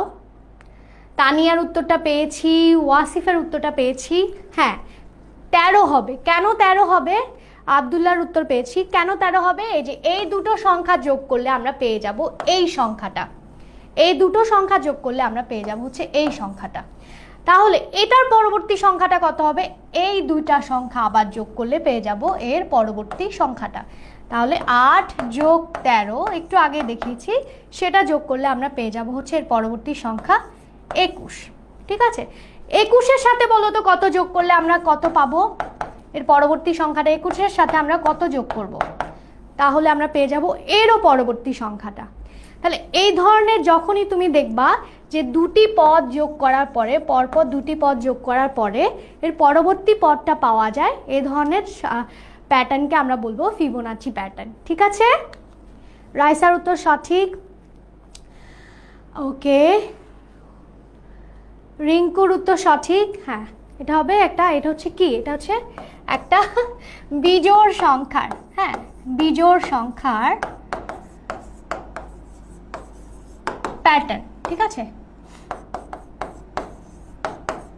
যেটা আমি তোমাদেরকে আগেই দেখিয়েছি। হ্যাঁ, এটা আশা করি বুঝতে পেরেছো। 21, হ্যাঁ 21-এর সাথে কত, এই যে একজন উত্তর দিয়ে দিয়েছে, তৌফিক উত্তর দিয়ে দিয়েছে 34 হবে। 21-এর সাথে 13 যোগ করলে এর পরবর্তী সংখ্যা আমরা 34 পেয়ে যাব। আশা করি বুঝতে পেরেছো কিভাবে। এই 13-র সাথে 8 যোগ করলে পাচ্ছি 21, আবার 21-এর সাথে 13, মানে এখানে যদি 21 হয় 21-এর সাথে আবার 13 যোগ করলে পাবো হচ্ছে 34। সেম ভাবে 34-এর পরের সংখ্যাটা কত হবে, 34-এর সাথে 21 যোগ করলে পেয়ে যাবো এর পরের সংখ্যাটা। তো এই হচ্ছে আমাদের ফিবোনাচি চলে গেল।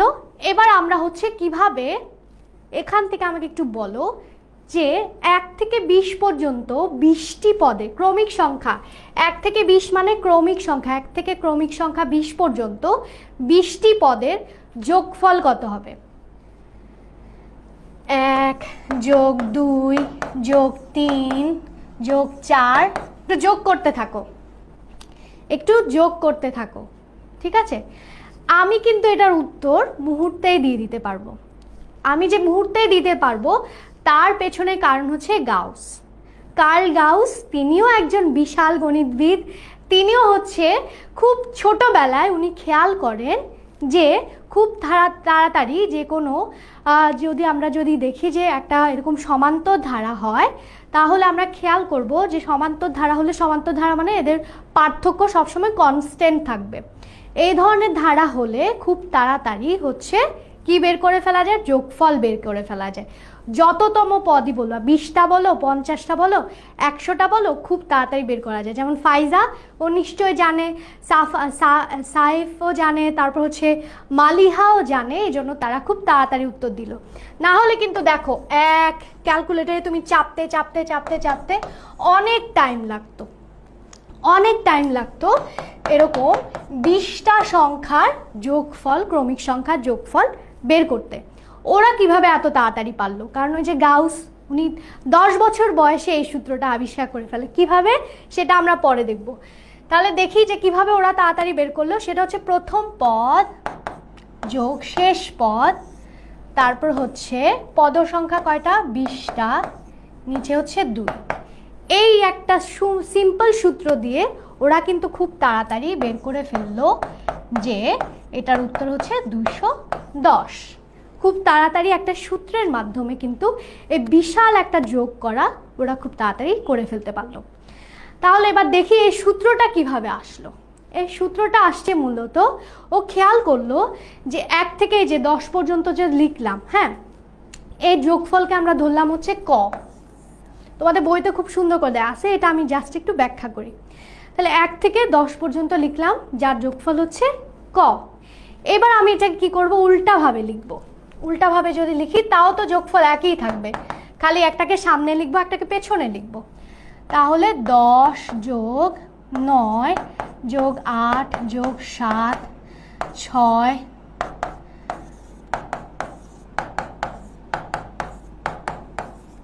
এভাবে কি করলো, সে উল্টাভাবে লিখলো। লেখার পরে এদেরকে কি করলো, যোগ করলো। তাহলে এখানে কত আসতেছে, ক যোগ ক কত হয়, 2ক। আর এ পাশে তাহলে কত হয়, 10 আর, খেয়াল করো 10 আর 1-এ কত হয়, 11। 9 আর 2-এ যোগ করলে কত হয়, 11। খেয়াল করছো, উল্টাভাবে লেখার পরে একই যোগফল আসতেছে। 8 আর 3-এও যোগ করলে হচ্ছে 11, 7 এবং 4-এও যোগ করলে হচ্ছে 11, 6 5-এ যোগ করলে হচ্ছে 11। এভাবে করেও 10টা 11 পাইলো। 10টা সংখ্যাকে প্রথমে একভাবে লিখে তারপর উল্টাভাবে করে যোগ করার ফলেও 10টা 11 পেল। কয়টা 11 পেল, 10টা 11। তাহলে 2ক ইকুয়াল টু 10। 10টা 11কে আমরা বারবার, ওই যে বারবার যোগটাকে তো আমরা গুণ বলি, তাহলে 10 বার গুণ করলাম, পেয়ে গেলাম কি 10 × 11। তাহলে ক ইকুয়াল টু, এবার 2টাকে ওর পাশে নিয়ে গেলাম, তাহলে পেয়ে গেলাম হচ্ছে 55। কিভাবে কাটাকাটি করলাম, 5 আসলো, 5 দিয়ে 11কে গুণ করলে পাচ্ছি হচ্ছে 55। এইভাবে তিনি একটা খুবই সুন্দর একটা কি করলেন, একটা সূত্র তৈরি করলেন। তাহলে সেটা কিভাবে হলো সেটা আমরা এবার একটু দেখি। সেটা হচ্ছে এই যে আমি যেটা বললাম সেটাকে উনি এভাবে সাজালেন, সাজানোর পরে এই যে 2ক যেটা হচ্ছে কত পেলাম, তাহলে দেখো এবার ওটাকে উনি কি করলেন, একটা সূত্রের মাধ্যমে প্রকাশ করলেন, যেটা হচ্ছে 1 + 10।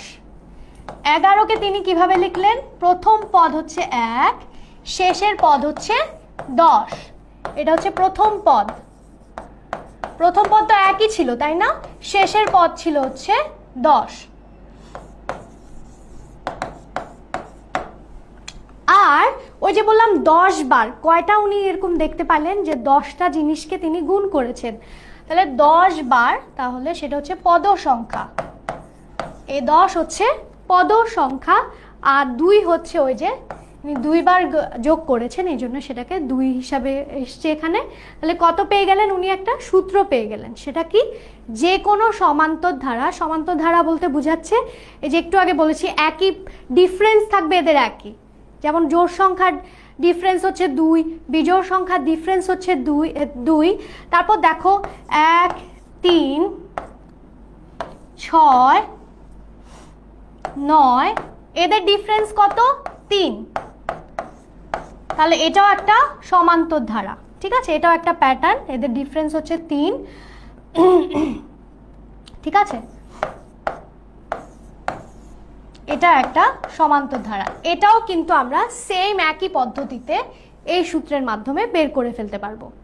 এটাই হচ্ছে সে ইম্পর্টেন্ট গাউসের সূত্রটা, যেটা উনি 10 বছর বয়সে, এত বেশি উনি ব্রিলিয়েন্ট ছিলেন যে 10 বছর বয়সে যখন তাকে টিচার নাকি অঙ্ক করতে দেয় 1 থেকে 100 পর্যন্ত যোগ করো যাতে ডিস্টার্ব না করে, সে খুব তাড়াতাড়ি একটা সূত্র আবিষ্কার করে খুব তাড়াতাড়ি বের করে ফেলে। ঠিক আছে, ওকে, তাহলে কি এটা বুঝতে পেরেছি যে সূত্রটা কিভাবে আসলো এবং আমরা কিভাবে এটা কাজে লাগাতে পারি? আমরা কি বুঝতে পেরেছি যে কোনো, এই যে এখন আমি যদি বলি, এখানে আমি যদি বলি 1 থেকে 50-এর যোগফল বের করো, 1 থেকে 50-এর যোগফল বের করো, তাহলে প্রথম পদ কি, এটা হচ্ছে প্রথম পদ, আর এটা হচ্ছে শেষ পদ। শেষ পদ মানে শেষ সংখ্যাটা। তাহলে প্রথম পদ হচ্ছে 1, শেষ পদ হচ্ছে 50, আর টোটাল সংখ্যাও যেহেতু ক্রমিক সংখ্যা, আমি বলেছি যে 50তম পদে 1 থেকে 50-এর মধ্যে 50তম পদে যোগফল বের করো, তাহলে পদ সংখ্যা হচ্ছে 50/2। তুমি এখন যদি যোগ করো দেখতে পাবা এটাই পাবা তুমি। ঠিক আছে, এখন তুমি যদি যোগ করতে থাকো পেয়ে যাবা হচ্ছে এটাই।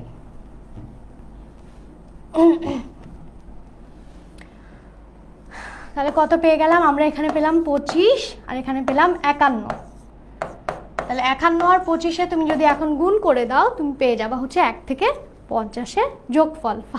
ফারাজ উত্তর দিয়ে দিয়েছে, ওসমান উত্তর দিয়ে দিয়েছে 1275। এটা খুবই ইম্পর্টেন্ট, যখন তোমরা 9-এ উঠবা, ধারা পড়বা, তখন এই সূত্রটা খুব কাজে লাগবে। সেজন্য এই সূত্রটা এখন থেকে খুব ভালোভাবে হচ্ছে আয়ত্ত করে নাও।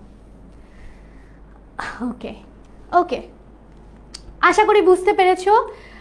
বুঝতে পারলে আমরা এবার দেখি যে বিজোড় সংখ্যার ক্ষেত্রে আমরা কিভাবে নির্ণয় করব। ঠিক আছে, বিজোড় সংখ্যার ক্ষেত্রে আমরা কিভাবে হচ্ছে নির্ণয় করব। ঠিক আছে,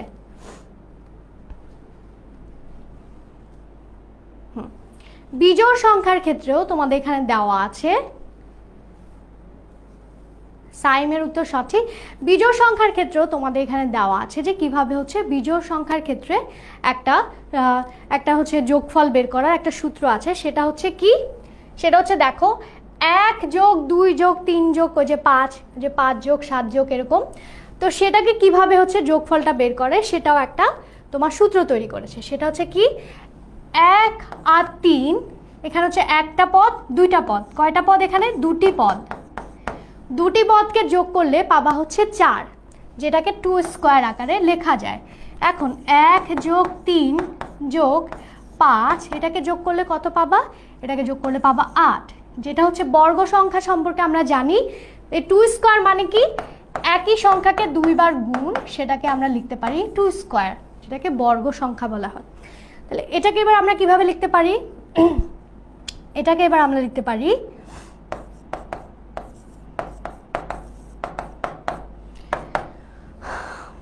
ঠিক আছে, এটাকে তাহলে আমরা এবার লিখতে পারি যে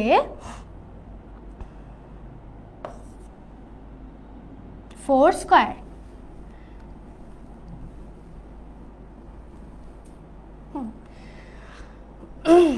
এটাকে এবার আমরা লিখতে পারি যে 2 কিউব, তারপর লিখতে পারি 1 যোগ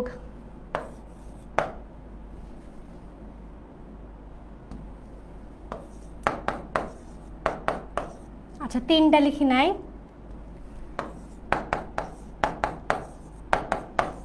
এটা যোগ করলে আমরা কত পেয়ে যাব, এটা যোগ করলে আমরা পেয়ে যাব হচ্ছে 8, 8 হলে তারপর পাবো হচ্ছে 8,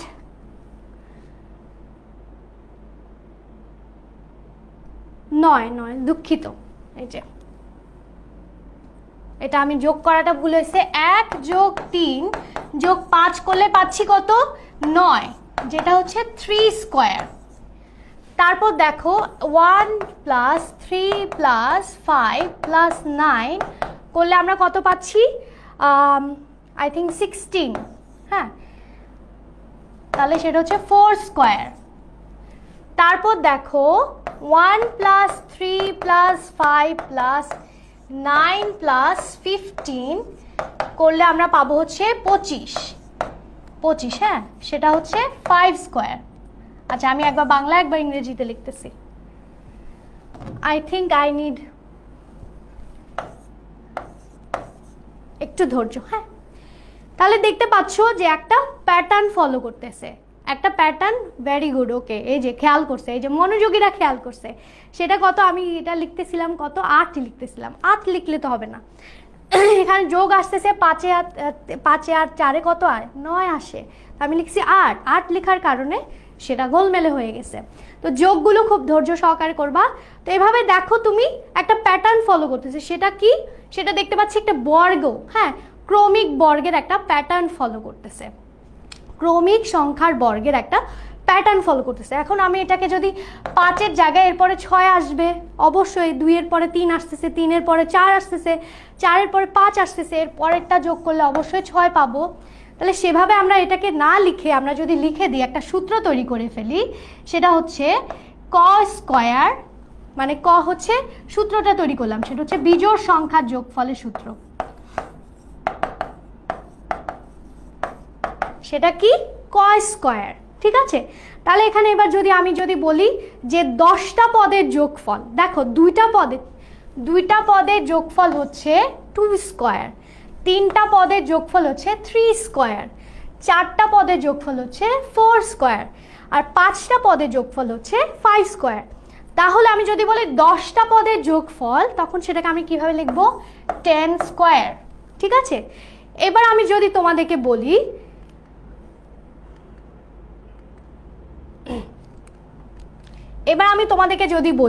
যে 50টা পদের বিজোড় সংখ্যার 50টা পদের যোগফল, সেটাও তুমি বের করে ফেলতে পারবা এই ক স্কয়ার থেকে, সেটা হচ্ছে 50 স্কয়ার।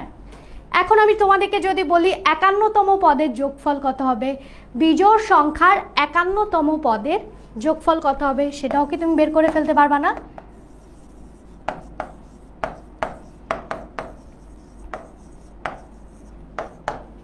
সেটা কত হবে, 51তম পদের যোগফল 2 নাম্বারটা 18 হবে, না 16 হবে। তুমি খেয়াল করে দেখো, এই যে খেয়াল করো, এটা হচ্ছে 9, আচ্ছা 9 9 18, 18 তো হওয়ার কথা না,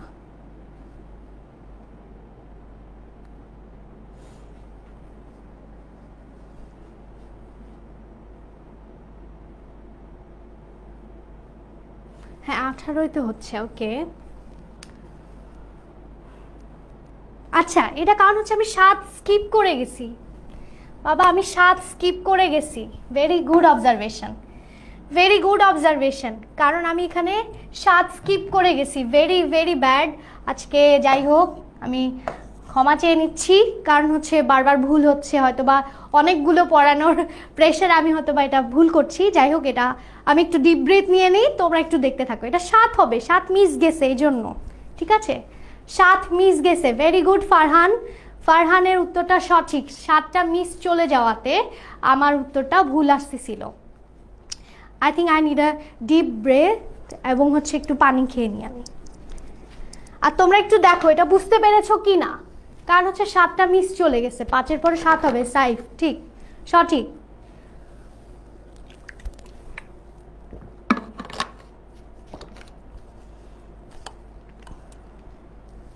হ্যাঁ, অলরেডি অনেকে 51 ইয়া দিয়ে দিছে, তাসনিন দিয়ে দিয়েছে, তারপর হচ্ছে ফখরুল ইসলাম দিয়ে দিয়েছে। Very good, very good, very good. Okay, আমার মনে হচ্ছে আমি এবার রেডি। আমি একটু পানি খেয়ে নিছি, আই থিঙ্ক গলাও শুকায় গেছিল। আচ্ছা, ফেসবুকে কারা কারা উত্তর দিয়েছি দেখি। 51তম পদের আমরা যদি বিজোড় সংখ্যা নেই, 51তম পদ, তাহলে 51তম পদের বিজোড় সংখ্যার ক্ষেত্রে কত আসবে? 51। যে শাহানা অলরেডি উত্তর দিয়ে দিয়েছে 51 স্কোয়ার হবে। তানিয়া উত্তর দিয়ে দিয়েছে, শাহানা উত্তর দিয়ে দিয়েছে। হ্যাঁ, এবার আমি একটু যেহেতু ডিপ ব্রিথ নিয়ে নিয়েছি, আশা করি এবার আমি একটু বেশি কনসেন্ট্রেট করতে পারবো। সাইফের উত্তরটা সঠিক। হ্যাঁ, তাহলে 51 হবে হচ্ছে 2600, হ্যাঁ 2601 হবে 51তম পদের যোগফল। কিভাবে বের করেছি? জাস্ট 51কে স্কোয়ার করে দিয়েছি। এই যে স্কোয়ার করা, এটাকে আমরা কি বলে থাকি? বর্গ বলে থাকি। যখনই একটা সংখ্যার উপর এরকম 2 থাকবে সূচক আকারে, তখন আমরা তাদেরকে বর্গ বলে থাকি। যেমন দেখো, কোনো সংখ্যা বর্গ মানে কি? 7 এবং 7। হ্যাঁ, বর্গ মানে হচ্ছে একই সংখ্যাকে আরেকবার গুণ করা। একই সংখ্যাকে আরেকবার গুণ করলে যে সংখ্যাটা পাবো সেটাকে আমরা বলবো হচ্ছে বর্গ। বর্গ সংখ্যা, পূর্ণবর্গ এটা। আর এর বর্গমূলটা হচ্ছে কি? 7। একে যখন আমরা আবার রুট করে দিব, তখন আমরা আবার এর যে মূল যে সংখ্যাটা দিয়ে গুণ করেছে সেই সংখ্যাটা আমরা পেয়ে যাব। এটা আমরা নিশ্চয়ই ক্লাস 7-এ পড়ে এসেছি। তাহলে দেখতে পাচ্ছি, তাহলে এবার আমি বর্গ, যদি যে কোনো সংখ্যার বর্গ আমরা একটু শিখে নিব 1 থেকে, কারণ তোমাদের এই চ্যাপ্টারে লাগবে 1 থেকে অ্যাটলিস্ট 20 পর্যন্ত আমরা বর্গটা একটু শিখে নিব। ঠিক আছে, মুখস্থ থাকলে আমাদের যখন এই যে বর্গ বের করো, একটা সংখ্যার বর্গ বের করো, তখন কিন্তু আমাদের সুবিধা হবে। আর আমাদের তো ক্যালকুলেটর এখন আছে, ক্যালকুলেটরের মাধ্যমে আমরা খুব তাড়াতাড়ি বের করতে পারবো। তাহলে বর্গ সংখ্যা কি বুঝতে পেরেছি? যে কোনো সংখ্যাকে ওই সংখ্যা দ্বারা, ধরো আমি যদি বলি 50-এর বর্গ কত, তখন আমরা কি বলবো? 50 × 50। এটাকে সংক্ষেপে লেখা যায় হচ্ছে 50 স্কোয়ার। ঠিক আছে, এটাকে সংক্ষেপে লেখা যায় হচ্ছে 50 স্কোয়ার। ঠিক আছে, তাহলে সেটাকে আমরা বলবো হচ্ছে 50-এর বর্গ। আবার 50 স্কোয়ারকে আমরা যখন আবার এরকম রুট করে দিব, তখন আমরা পেয়ে যাব হচ্ছে এর বর্গমূলটা পেয়ে যাব। তাহলে 50টা হচ্ছে 50 স্কোয়ারের বর্গমূল। আমি কি বলেছি? জাস্ট হচ্ছে আমি ধারণাটা দিচ্ছি যে 1 থেকে, এই যে 1 1 গুণ করলে 1 হয়, 2 2 একই সংখ্যা দিয়ে দেখো গুণ করতেছে। এই যে একই সংখ্যা দিয়ে গুণ করার ফলে যে সংখ্যাটা পাবো তাদেরকে আমরা বলবো বর্গ সংখ্যা, এবং যে সংখ্যাটা দিয়ে গুণ করার কারণে বর্গ সংখ্যা পাচ্ছি তাকে আমরা বলবো বর্গমূল। তাহলে এভাবে দেখতে পাচ্ছ, 11কে 11 দিয়ে গুণ করলে পাচ্ছি 121। একটু আগে আমি দেখিয়েছি, সূচকটা আশা করি আমরা পারি। 12কে 12 দিয়ে গুণ করলে পাচ্ছি 144। এভাবে করে ঠিক 20 পর্যন্ত একটু শিখে নিবা, 20 পর্যন্ত একটু শিখে নিবা। ঠিক আছে, তো সেটাই আমরা একটু আগে দেখলাম যে একটা সংখ্যার বর্গ করলে আমরা পেয়ে যাচ্ছি হচ্ছে, ক্রমিক সংখ্যার বর্গ করলে আমরা পেয়ে যাচ্ছি হচ্ছে বিজোড় সংখ্যার যোগফল। তো এটা দেখানোর কারণ কি? তোমাদের একটা টপিক আছে যে একটা সংখ্যাকে দুটি সংখ্যার সমষ্টির বর্গরূপে প্রকাশ করো। সেটা আমরা কিভাবে করব দেখি তোমরা এটা পারো কিনা। এটা তোমরা পারো কিনা আমি পরে ব্যাখ্যাও করে দিচ্ছি। হ্যাঁ, এটা পারো কিনা একটু সবাই উত্তর দেই।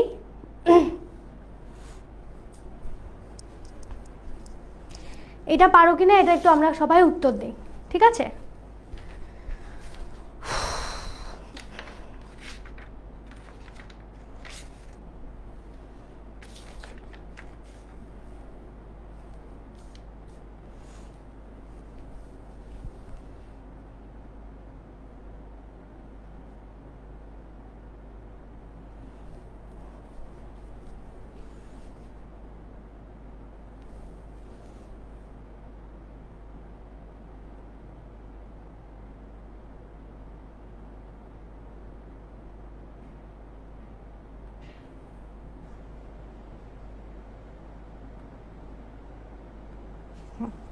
আমি দেখতে পাচ্ছি আমরা ফেসবুকে অনেকে উত্তর দিয়ে দিয়েছি।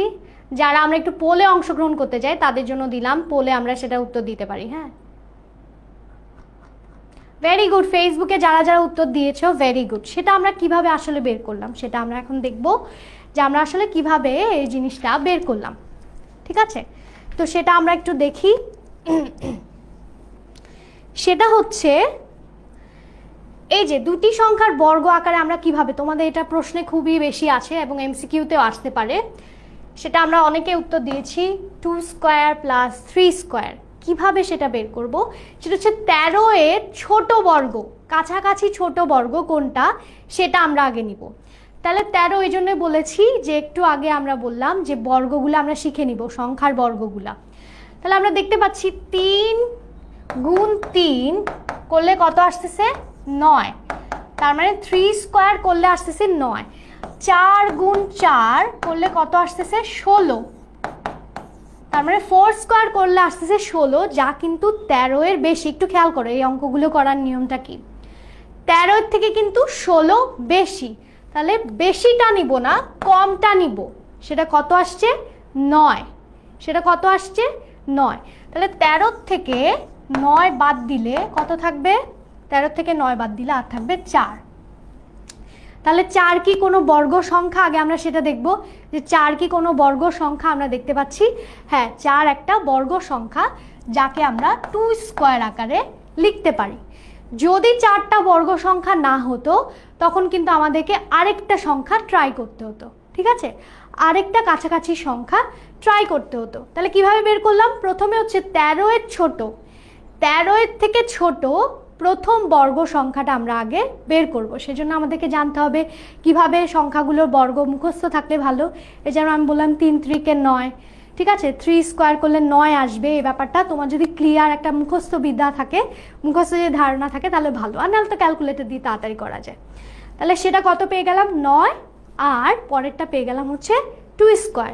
তাহলে এই 13কে কিভাবে লেখা যায়, 3 স্কোয়ার, 13কে লেখা যাচ্ছে হচ্ছে 3 স্কোয়ার প্লাস 2 স্কোয়ার 13। হ্যাঁ, তাহলে কত আসতেছে 9 যোগ 4 সমান পেয়ে যাচ্ছে হচ্ছে 13। এইভাবে হচ্ছে আমরা অঙ্কগুলো করব। তো পরেরটা আমরা দেখি, নিচের কোন সংখ্যাগুলোকে দুটি বর্গের সমষ্টি রূপে প্রকাশ করা যায়। এটা দেখি পারো কিনা, খুব তাড়াতাড়ি এটার উত্তর দিবা। হ্যাঁ, সময় দিচ্ছি না কারণ হচ্ছে তোমরা এটা পারবা।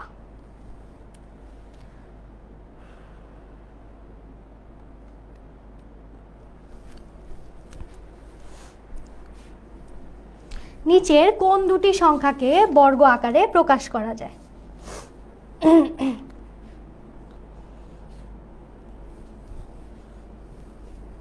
ওকে, আচ্ছা তাহমিদুল, তারপর হচ্ছে ওকে 17 র্যাঙ্কিং। আচ্ছা সবাই র্যাঙ্কিং, এটা কিন্তু তোমরা যা পেইড গ্রুপে তারা দেখতে পায়। হ্যাঁ, আচ্ছা ফেসবুকে কারা কারা উত্তর দিচ্ছি দেখি। অনেকেই সঠিক উত্তর দিচ্ছি, কিন্তু অনেকেই হয়তো বা চেক করছি না, এটা একটু সময় লাগবে, চেক করে দেখা লাগবে। কিন্তু এখানে একটাই উত্তর, তাই প্রথমটা পেয়ে গেলে, যদি প্রথমটা চেক করার পর প্রথমটা পেয়ে যাও তাহলে তো উত্তর তুমি তাড়াতাড়ি দিতে পারবা।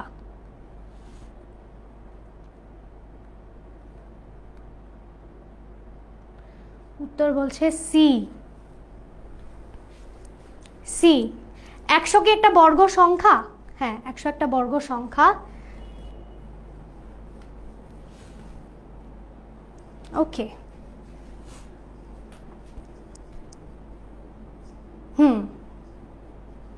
উত্তর অনেকে বলছে সি, অনেকে বলছে এ। হ্যাঁ, দেখি আমরা দুটাই করে দেখি।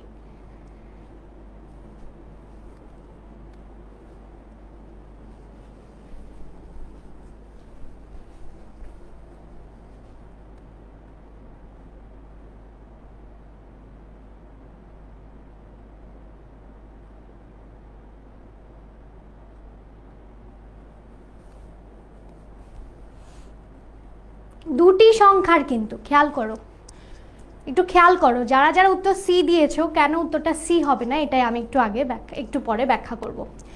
দুটি সংখ্যার বর্গের সমষ্টি রূপে, এটাকে একটা সংখ্যার বর্গ আকারে লেখা যাচ্ছে 2 স্কোয়ার আর 10 স্কোয়ার।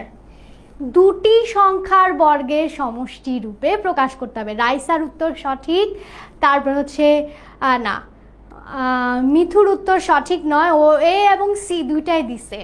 এটাকে খেয়াল করো, এটাকে কি আরো একটা সংখ্যার বর্গের সমষ্টি রূপে প্রকাশ করা যাচ্ছে? যাচ্ছে না। এখানে উত্তরটা হবে এ। কেন উত্তরটা এ হবে? দেখো, 2কে আমরা 2-এর সব থেকে ছোট বর্গ কোনটা? 2-এর থেকে ছোট বর্গ কোনটা? 1, 1 স্কোয়ার। তাহলে 1 স্কোয়ার প্লাস 1 স্কোয়ার পাইলে কত পাচ্ছি? 2 পাচ্ছি। 50কে দেখো, 50কে কিভাবে আমরা প্রকাশ করতে পারি? 50কে কিন্তু দুভাবে প্রকাশ করা যায়। 50 এর থেকে সব থেকে ছোট সংখ্যাটা কি? 50 এর থেকে সব থেকে ছোট সংখ্যাটা হচ্ছে, যেটাকে আমরা 50 এর কাছাকাছি ধরতে পারি বর্গ সংখ্যা, সেটা হচ্ছে 7। খেয়াল করো, 7 গুণ 7 কত হয়? 7 7 49, তাই না? সব থেকে ছোট বর্গ সংখ্যাটা হচ্ছে 49। তাহলে 7 স্কোয়ার, আর কত বাকি থাকে? 50-এর থেকে কি করব? 49 বাদ দিব। যেটা বাকি থাকবো সেটাকে আমরা বর্গ সংখ্যা কিনা চেক করে দেখব। দেখতে পাচ্ছি 1 হচ্ছে একটা বর্গ সংখ্যা, তাহলে 1 স্কোয়ার। তাহলে পেয়ে গেলাম আমরা 50কে দুটি সংখ্যার বর্গের সমষ্টি রূপে প্রকাশ করতে পারলাম। কিন্তু এটাকে কি পারছি? এই দুটাকে কি পেরেছি? এই দুটাকে কিন্তু আমরা পারছি না, ঠিক আছে? এই জন্য এই দুটা হবে না। বাকিগুলোকে চেক করে দেখবা, বাকিগুলোও হবে না। এইটাকে আরেকটা বর্গ আকারে প্রকাশ করাই, যে একটা সংখ্যাকে কিন্তু শুধুমাত্র একটা বর্গ আকারে প্রকাশ করা যায় না। 1 থেকে 100 পর্যন্ত মনে হয় 32টা সংখ্যাকে বর্গের সমষ্টি আকারে, দুটি বর্গের সমষ্টি আকারে প্রকাশ করা যায়। এটাকে আরেকটা কিভাবে প্রকাশ করা যায় একটু খেয়াল করি। দেখো, এটাকে যদি আমি এভাবে লিখি যে এর পরের সংখ্যাটা কত হয়, 25 আকারে যদি লিখি যে 5 স্কোয়ার প্লাস 5 স্কোয়ার করলে কত হবে? 25 যোগ 25 করলেও কিন্তু আমরা পাচ্ছি দুটি সংখ্যার বর্গের সমষ্টি আকারে আমরা এটাকে প্রকাশ করতে পারছি। তো একটা সংখ্যাকে একভাবেও প্রকাশ করা যায়, আবার দুভাবেও বর্গের সমষ্টি রূপে প্রকাশ করা যায়। এটা কি আমরা বুঝতে পেরেছি? আশা করি ক্লিয়ার। এরকম 3টি সংখ্যার বর্গের আকারেও প্রকাশ করা যায় হচ্ছে 325কে। এটাকে 3টি সংখ্যার বর্গের আকারে প্রকাশ করা যায়। এই জন্য আমাদেরকে কি শিখতে হবে? ওই যে বড় সংখ্যা যদি দেয় তখন আমাদেরকে ওই যে নাম, বর্গের যে নামটা সেটা আমাদেরকে জানতে হবে, যে 1 স্কোয়ার সমান 1 স্কোয়ার, 2 স্কোয়ার সমান 4, 3 স্কোয়ার সমান 9। এটা যদি আমরা একটু জেনে থাকি তাহলে ভালো হয়। তাহলে সেটা আমরা যদি দেখি তখন দেখবো 1 স্কোয়ার প্লাস 18 স্কোয়ার আকারে একবার প্রকাশ করা যায়। যেটা দেখলাম 50কে দুইভাবে প্রকাশ করা যায়, সেরকম 65কেও দুই ভাগে প্রকাশ করা যায়। তারপর হচ্ছে আরেকটা আমি যদি দেখি 6 স্কোয়ার প্লাস 17 স্কোয়ার আকারেও প্রকাশ করা যায়। তারপর হচ্ছে 10 স্কোয়ার প্লাস 15 স্কোয়ার আকারে, এই 3ভাবে দুটি সংখ্যার বর্গের সমষ্টি আকারে প্রকাশ করা যায়। তো এই হচ্ছে গিয়ে 325কে হচ্ছে 3টি সংখ্যার বর্গের আকারে, 50কে দুটি সংখ্যার বর্গের আকারে, কোনো সংখ্যাকে শুধুমাত্র দুটি সংখ্যারই বর্গের আকারে, মানে একভাবেই শুধুমাত্র দুটি সংখ্যার বর্গের আকারে প্রকাশ করা যায়। আশা করি বুঝতে পেরেছো যে বর্গ কিভাবে প্রকাশ করতে হয় বর্গ সংখ্যা আকারে। এটা নিয়ে আমরা একদম লাস্টের দিকে দেখব। হ্যাঁ, ব্রেক বলতে আমরা ক্লাসটাও শেষ করে ফেলবো। হ্যাঁ, লাস্ট টপিক আজকে আমাদের। লাস্ট টপিকের পরে একটা সিকিউ দেখে আমরা ক্লাসটা শেষ করে দিব, ঠিক আছে? এবার দেখো, ওই যে একটু আগে জ্যামিতিক প্যাটার্ন পড়ালাম, সেটার মধ্যে আমরা যে কোনো সংখ্যা, যেমন আমি যদি বলি এটার প্রথম পদ হচ্ছে এটা হচ্ছে দ্বিতীয় পদ, এটা হচ্ছে তৃতীয় পদ, এটা হচ্ছে চতুর্থ পদ। এখন চতুর্থ পদ মানে হচ্ছে 13। এখন পঞ্চম পদটাও তুমি তাড়াতাড়ি বের করতে পারবা। কিন্তু আমি যদি বলি 10তম পদ কত হবে, তখন কিন্তু তোমার একটু ওই যে বারবার তখন যোগ করে ডিফারেন্সগুলো যোগ করে দেখতে হবে। সেই জন্য একটা সূত্র আছে, এটাও খুবই ইম্পর্ট্যান্ট একটা সূত্র। সেই সূত্রটা আমরা আগে দেখব, কিন্তু আমরা আগে বলি যে 13তম পদে কয়টা কাঠি লাগবে। এখানে দেখতে পাচ্ছ 1 2 3 4 4টা কাঠি লেগেছে। পরেরটা লেগেছে কয়টা? 1 2 3 4 5 6 7টা। পরেরটায় লাগছে 10টা। তার মানে দেখো 3 3 করে বাড়তেছে, ঠিক আছে? ওকে,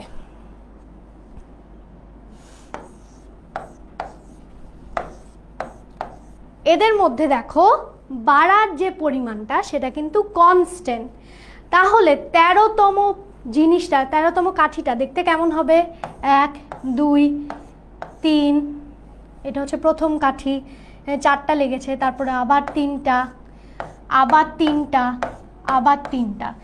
13তম যে 4র্থতম পদে লাগবে হচ্ছে 13টা কাঠি। ঠিক আছে? তাহলে বুঝতে পারছো তো কিভাবে কাঠির সংখ্যা জ্যামিতিক আকৃতি দেখেও আমরা কিন্তু বের করে ফেলতে পারি যে 4র্থতম পদে লাগবে হচ্ছে 13টা কাঠি। তাহলে 5মতম পদে কয়টা লাগবে বলো তো? তাহলে 5ম পদে কয়টা লাগবে?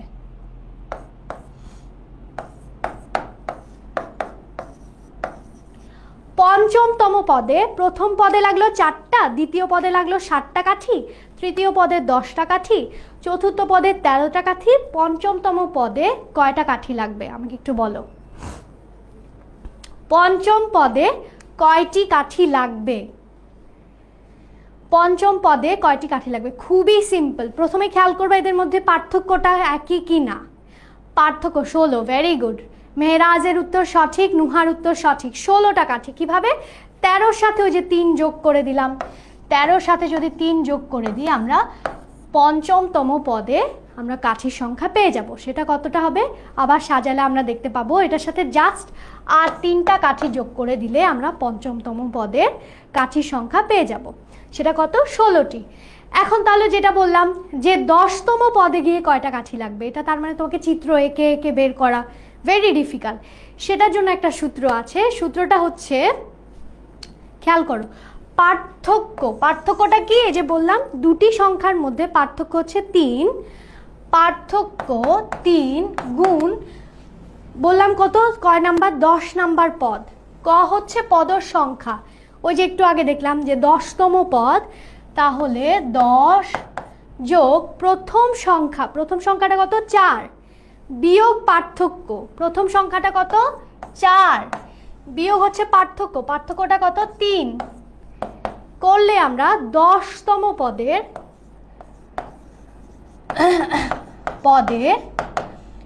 কাঠির সংখ্যা পেয়ে যাব। 10তম পদের কাঠির সংখ্যা আমরা পেয়ে যাব। কত হবে? 30 যোগ 1 31টা কাঠি লাগবে।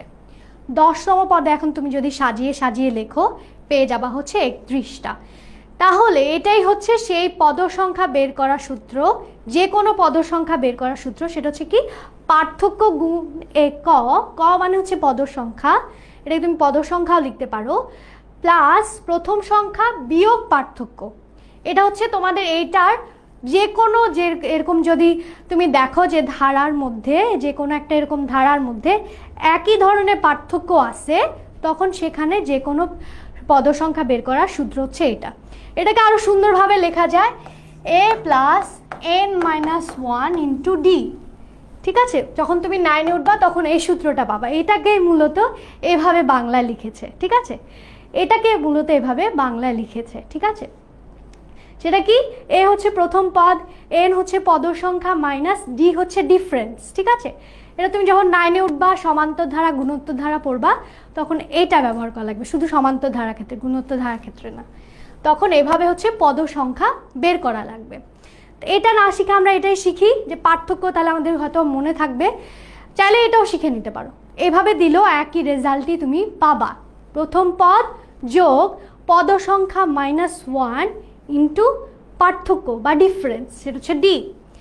আর না হলে এটা লিখে দিতে পারো পার্থক্য গুণ ক। পার্থক্য মানে কি? এই যে দুটি সংখ্যার মধ্যে যে পার্থক্যটা আসবে সেটার সাথে পদ সংখ্যাটা গুণ করবা ক, প্লাস প্রথম সংখ্যা বিয়োগ পার্থক্য। ঠিক আছে? এইভাবে হচ্ছে আমরা যে কোনো সংখ্যার যে কোনো ধারার হচ্ছে বীজগাণিতিক রাশি আকারে যে কোনো ধারার পদ আমরা নির্ণয় করতে পারি। আশা করি বুঝতে পেরেছো। তাহলে বলো তো, এটা চতুর্থ প্যাটার্নে, এটা কি? প্রথম প্যাটার্ন, এটা দ্বিতীয়, এটা হচ্ছে তৃতীয়। এখন তাহলে চতুর্থ প্যাটার্নে কাঠির সংখ্যা কতটি হবে? কাঠির সংখ্যা কতটি হবে? এটাও খুবই ইজি।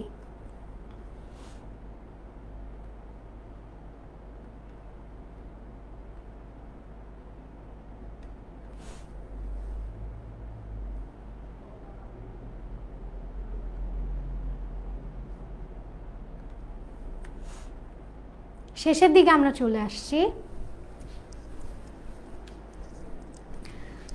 আচ্ছা, আমি এটা করিও দেই। দেখতে পাচ্ছি এখানে কয়টা কাঠি লেগেছে? 3টা।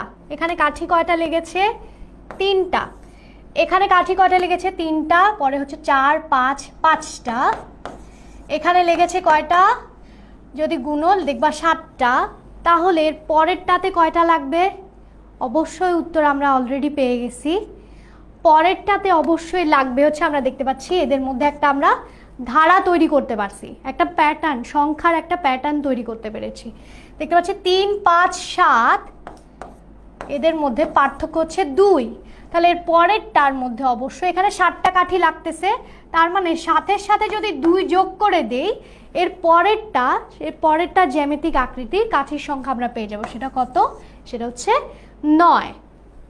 বুঝতে পেরেছি আমরা কিভাবে এটার প্যাটার্নের সংখ্যা। এখন আমি যদি বলি খেয়াল করো, এখন আমি যদি বলি যে এর 14তম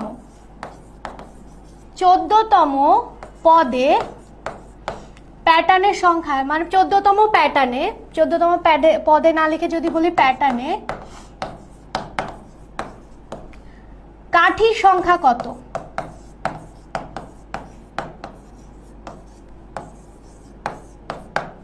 তাহলে সেটা কিভাবে বের করবা? ওই যে একটু আগে বললাম পার্থক্য গুণ ক, পার্থক্য গুণ ক, এটা ছিল না? তারপর হচ্ছে কি? পার্থক্য গুণ ক যোগ প্রথম সংখ্যা বিয়োগ পার্থক্য। তাহলে পার্থক্য কত? 2 ক। দেখো একটা যে বীজগাণিতিক রাশি তৈরি করতেছি, 2 ক আর প্রথম সংখ্যা কত? প্রথম সংখ্যা হচ্ছে 3 বিয়োগ পার্থক্য, পেয়ে গেলাম আমাদের বীজগাণিতিক রাশি। ঠিক আছে, এই যে একটা বীজগাণিতিক রাশি। এবার আমরা সেখানে জাস্ট 14তম পদে 2 এর ক এর জায়গায় আমরা 14 বসায় দিব। তাহলে কত পেলাম?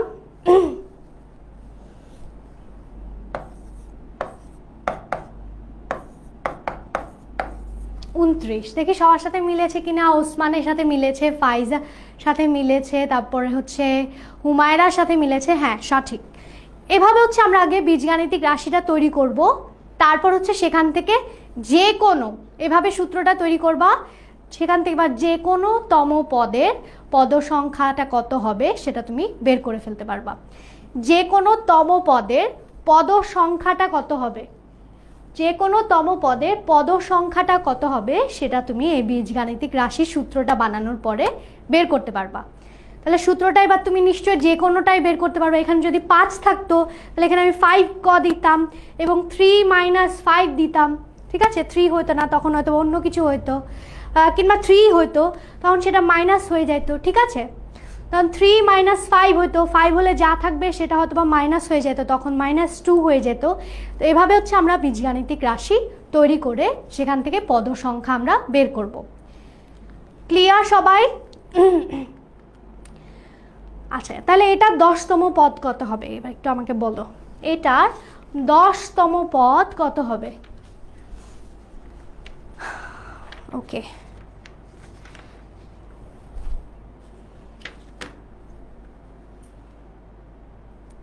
এরপরে আমরা হচ্ছে ক্লাসটা শেষ করে ফেলবো।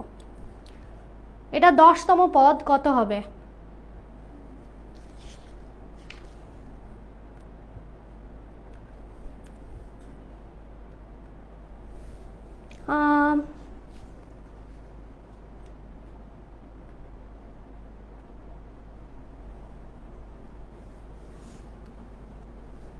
আচ্ছা, মোটামুটি আমাদের ক্লাসটা কিন্তু শেষ হয়ে আসছে, টপিকও আমাদের শেষ হয়ে আসছে। আমরা পদ সংখ্যা বের করা শিখছি, তারপর হচ্ছে আমরা পদের যোগফল বের করা শিখছি, টোটাল পদের যোগফল বের করা শিখছি, তারপর হচ্ছে আমরা একটা সংখ্যাকে বর্গ আকারে দেওয়া শিখছি, বানানো শিখছি, তারপর হচ্ছে আমরা আমরা কিন্তু প্যাটার্ন কিভাবে দেখতে হয় একটা সংখ্যার মধ্যে, অনেকগুলো সংখ্যার মধ্যে মিল আছে কিনা সেটা আমরা দেখলাম, জ্যামিতিক প্যাটার্ন দেখলাম, ফিবোনাচ্চি দেখলাম, প্যাসকেলের আমরা হচ্ছে প্যাসকেলের ত্রিভুজটা দেখলাম, অনেক কিছু, মৌলিক সংখ্যা দেখলাম, মৌলিক সংখ্যার কিভাবে, এখানে আমরা একটু গন্ডগোলও করলাম, মৌলিক সংখ্যার কিভাবে আমরা প্যাটার্নটা ফলো করতে পারি সেটা আমরা দেখলাম, বিজোড় সংখ্যার কিভাবে আমরা প্যাটার্ন বের করতে পারি। জোড় সংখ্যার প্যাটার্নের সূত্রটা হচ্ছে ক ক যোগ 1, এটাও একটা সূত্র আছে। তো এটা হচ্ছে জোড় সংখ্যার ক্ষেত্রে, এটা আমি বলতে ভুলে গেছি, জোড় সংখ্যার যোগফলের ক্ষেত্রে এই সূত্রটা ফলো করে। সবার উত্তর সঠিক, 29 হবে। কিভাবে বের করলাম সেটা হচ্ছে দেখতে পাচ্ছি, যেখানে 5 এবং এর মধ্যে পার্থক্য হচ্ছে 3, 5 এবং 8-এর মধ্যে পার্থক্য হচ্ছে 3, 8 এবং 11-এর মধ্যে পার্থক্য হচ্ছে 3। ওই যে সেম ভাবে আমরা বলে ফেলতে পারি 3 ক প্লাস 2 মাইনাস ক, 2 মাইনাস 3, দুঃখিত, 2 মাইনাস 3, তাহলে কত পেয়ে গেলাম, 3 ক মাইনাস 1। এই হচ্ছে আমাদের সূত্র। এখন 10তম পদ, তাহলে 3 ইন্টু 10 মাইনাস 1 সমান হচ্ছে 30 মাইনাস 1 29। তাহলে 10তম পদে থাকবে হচ্ছে 29 সংখ্যাটা, 10তম পদে থাকবে হচ্ছে 29 সংখ্যাটা। ক্লিয়ার? সবাই কি ক্লিয়ার হয়ে গেছে আশা করি?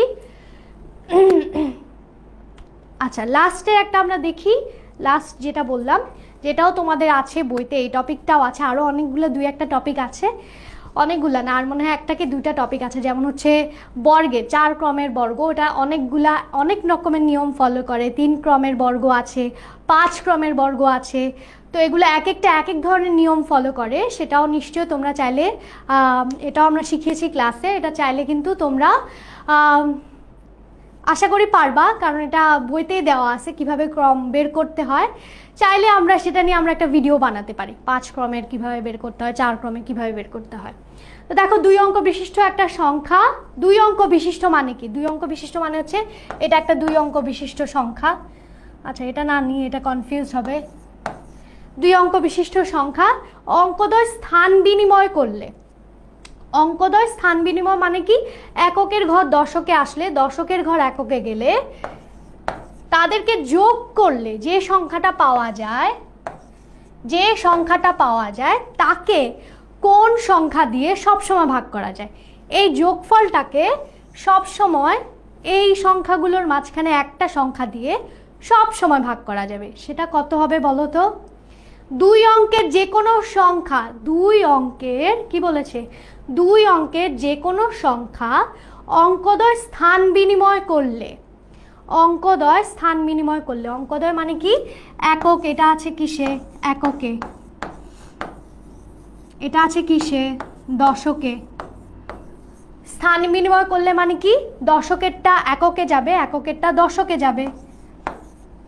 এবার তাদেরকে যোগ করলে সব সময় এই 11 দিয়ে ভাগ করা যাবে। এবার সেটা তুমি যে কোনো সংখ্যা নাও, ধরো 5 9 নিলাম, 9 5 নিলাম, তাহলে যোগ করলে কত আসতেছে? 4।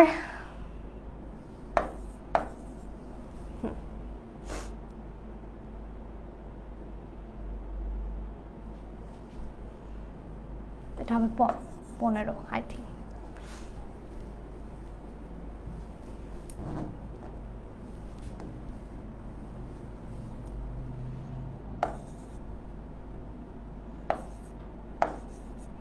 দেখো তো 100 এটা কি ভাগ করা যায় কিনা, আমি তো এটা দিয়ে দিলাম। ভাগ করা যায়, এটাকে তুমি যদি ভাগ করো 11 দিয়ে, সেটা পাবা হচ্ছে 14। তারপর তুমি যদি ধরো হচ্ছে 13 নিলা, এটাকে ভাগ করলে, এটাকে দেখো, এটাকেও 11 দিয়ে ভাগ করা যায়, সেটা হচ্ছে 4।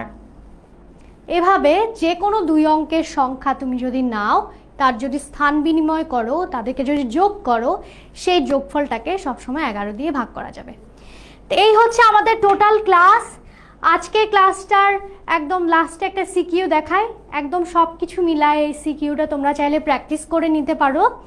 আজকে ক্লাসটা কেমন লাগলো সেটা জানাতে ভুলবে না। আজকে ক্লাসটা আশা করি পুরো তোমাদের যে টপিক আছে যা যা আছে, যেখানে দেখো একটা কিন্তু আমরা একটা প্যাটার্ন ফলো করতে পারি। এখানে আমরা দেখতে পারি যে এরা কোনো প্যাটার্ন ফলো করতেছি কিনা, সেজন্য আমরা এর পরের সংখ্যাটা থেকে প্রথম সংখ্যাটা বিয়োগ করে দেখতে পারি। তারপর হচ্ছে এদের মধ্যে কোনো কমন জিনিস আছে কিনা, এরা আসলে মৌলিক সংখ্যা কিনা সেটাও আমরা দেখতে পারি, এটা কি জোড় সংখ্যা কিনা সেটা দেখতে পারি, বিজোড় সংখ্যা কিনা সেটা দেখতে পারি। এভাবে হচ্ছে আমরা আগে প্রথমে এই ধরনের প্যাটার্ন, একটা অনেকগুলো সংখ্যা থাকলে তার মধ্যে আমরা ধারাটাকে আমরা আগে কি করব, বিশ্লেষণ করে দেখব। বিশ্লেষণ করার পরে আমরা এখান থেকে এই যে এখানে বলেছে দুটি সংখ্যার বর্গে আকারে আমরা চাইলে প্রকাশ করে ফেলতে পারি 29টাকে আমরা দুটি সংখ্যার বর্গের 29-এর সব থেকে ছোট সংখ্যাটা কি, 29-এর সব থেকে ছোট সংখ্যা হচ্ছে 25, 5 স্কোয়ার প্লাস হচ্ছে 2 স্কোয়ার দিয়ে আমরা 29টাকে প্রকাশ করতে পারি, 5 স্কোয়ার প্লাস 2 স্কোয়ার। সেমভাবে 37টাকেও দুটি সংখ্যার বর্গের আকারে প্রকাশ করা যাবে। তারপর বলছে তালিকার পরবর্তী 4টি সংখ্যা নির্ণয় করো। 4টি সংখ্যা নির্ণয় করার জন্য আমরা আগে এটাকে কি করতে পারি, পদ সংখ্যার একটা বীজগাণিতিক সূত্র সূত্র তৈরি করতে পারি। বীজগাণিতিক সূত্র তৈরি করে সেখান থেকে এর পরবর্তী পঞ্চম পদ, ষষ্ঠ পদ, সপ্তম পদ, অষ্টম পদ, প্রত্যেকটা পদ আমরা সেখান থেকে বের করে নিতে পারি। তারপরে কি করতে পারি, এর বলছে তালিকার প্রথম 50টি সংখ্যার, তার মানে পদ সংখ্যা কয়টা, 50টা।